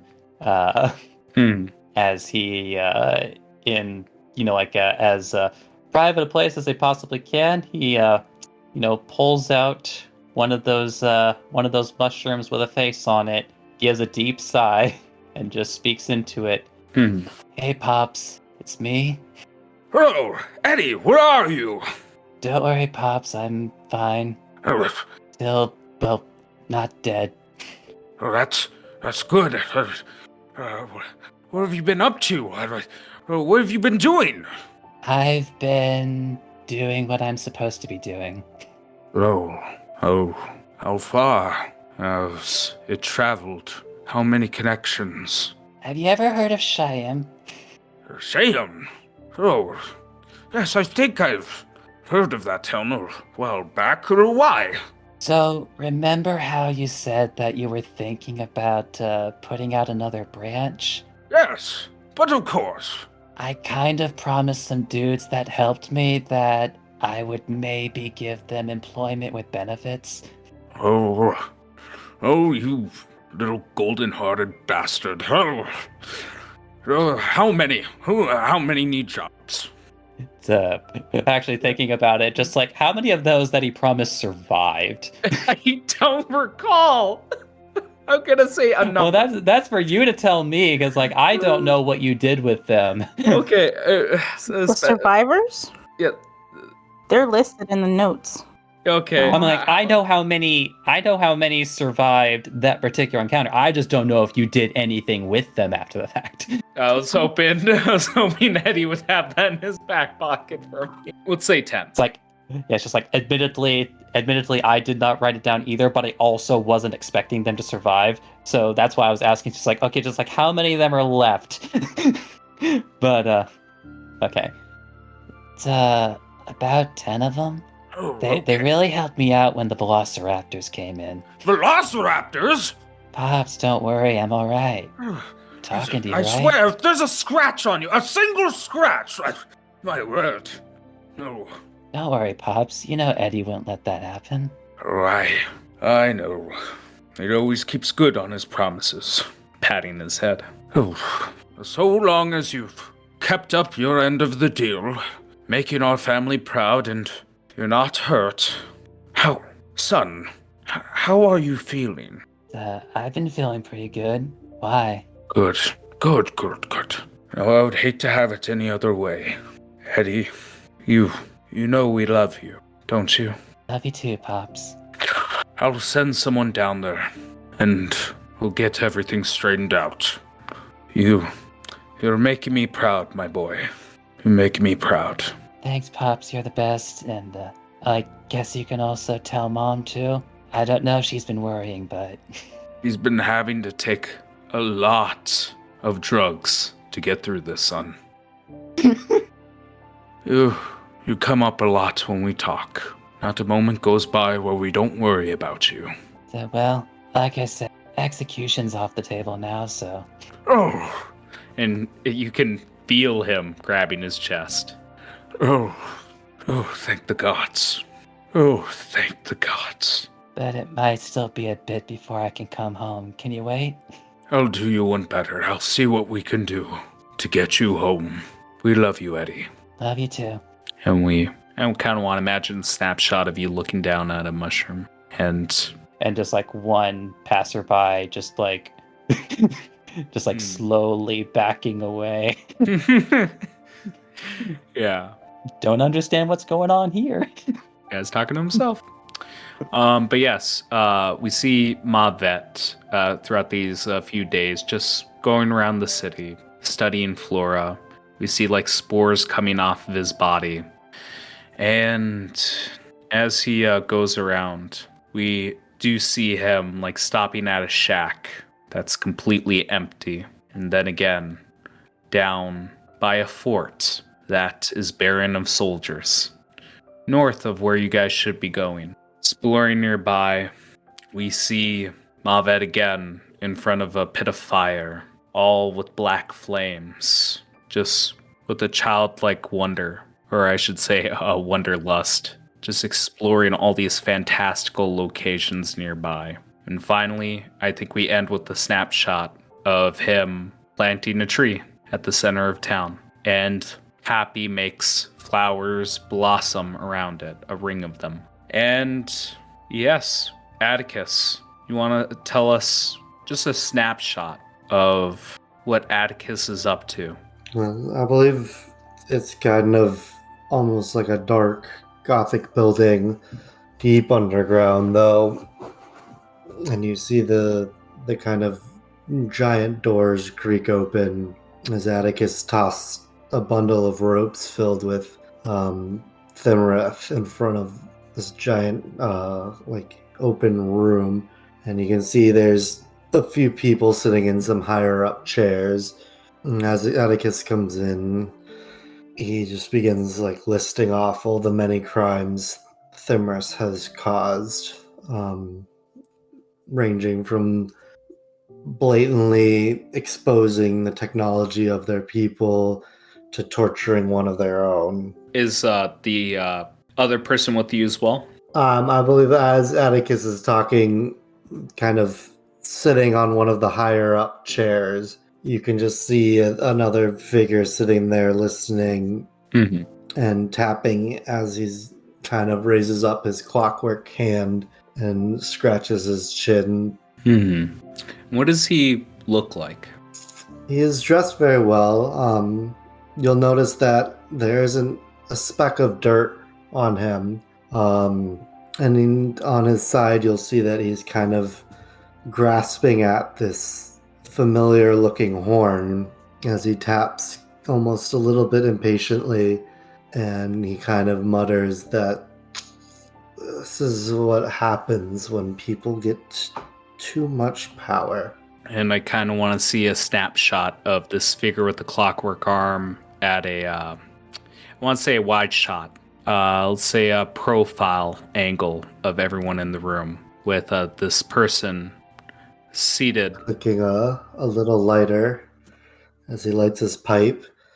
And then you can see that his cloak almost forms a mane around his head. Mm-hmm. And he's got a lion embroidered on his cloak.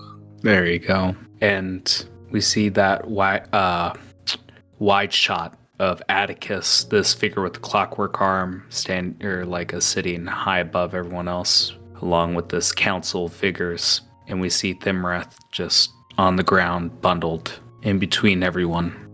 And I kind of want to imagine that we have a still frame of this, and it burns away to ash as we see the party near the gate. The gate now wide open for people to freely come and go. And we see a lanky figure near the entrance, arms behind his back, looking like Steve Buscemi. And we see our party and the second party that entered into the city. And he just says to you, "Well, that was quite the impressive show. Excellent work to at least one party. I believe that you fulfilled all the conditions that were required of you. High praise for lightening your sentence. But we have a bit of a long journey until we get to the rendezvous. Is everyone ready to go?" I don't like walking as much as swimming, but it's what I gotta do, right? Yes. Unfortunately, you don't have much of an option. Whatever we need to do, get this over with. And finally, Seer. Our work is done here. Also, is anyone going to explain the tree? Looks to the tree. He's making sure I don't burn down the forest. Yes, but of course. Sorry, we were just kind of branching out, and he just showed up. Jean Laban holds a hand over his mouth as he tries to stifle chuckle and tries to keep a stoic face. Well, then, I guess we're off. And I think there's a final shot of everyone leaving the town, and it kind of turns into like a picturesque watercolor as you guys leave Shayam. Good work. It's the end of our first little arc. Didn't you say you wanted us to remember titles? Yeah. Oh, yeah. I guess if you guys want, that is something I forgot to do. I can include this with the episode as well. Atticus, what was the deed that you remembered, and what kind of title do people call you? Unfortunately, I think what most people remember Atticus is feeding off of so many different people. Yeah. And causing people to just run into their death. So I'm trying to think of a title, so... Everyone, while he's thinking along, think about that as well. Like, what's a notable deed and title? Anyone who wants to pitch it first can go. Atticus the Gluttonous. There you go. I like that. Yeah. People referred to you as the Gluttonous. Sometimes, I believe you gave out your name in town, so yes, Atticus the Gluttonous. And you are remembered for feeding off of people's fear. We have Mavet, the Lost Golem. Mega, what's a deed that you did, and how are you remembered by it from years to come later? Honestly, it's like I'm imagining Eddie, the bringer of joy. Okay, hell yeah. That works on multiple levels. Yeah, there you go. And what's this? Do you have any specific deed, or? I mean, honestly, it's kind of a mix of things, like between like being recognized, like being present and recognized at the orphanage, assisting with like the healing of many people from blindness, the drug selling, the partying, and that last scene. I just feel like it all accumulates together into that title. Okay. Eddie, the bringer of happiness. Okay. Bringing drugs, parties, curing blindness. There we go. All right. Aluya, what are you remembered for? I don't think Aluya was as impactful as the rest of the party.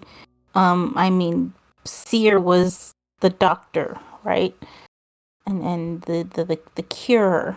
It's kind of like off in the background. You know, she's like Aluya the Fool. I didn't want to sound insultful, but that was actually the first title that came to my head because of the deal. Which I'm okay with. It's not insulting to me. Yeah. Okay. If you're okay with that, Aluya the Fool snagged into a deal. And Seer, what are you remembered for? Were you Seer the Messiah? Seer Christ? No, but there was something that did resonate pretty hard. Yeah. And that was something he said where it just kind of threw me because it kind of like makes sense. Because Seer is very much like they don't kill unless they try their best. They try their best to help people. Like even when people are going blind, Seer wasn't thinking about themselves. They were thinking about like, how can we help this town? You know, like it's always been, you know, selfless. So I think the thing that I could go with, you guys can help me out with this part, but I would like to say Seer, mother of blank. Mother of Smoke. That's one. Mm-hmm. Mother of Mercy was another one I thought too. Oh, Mother of Mercy, I like that one. Because a lot of times I give people second chances as much as I can. I think that one fits the bill. Motherfuckers. I love that.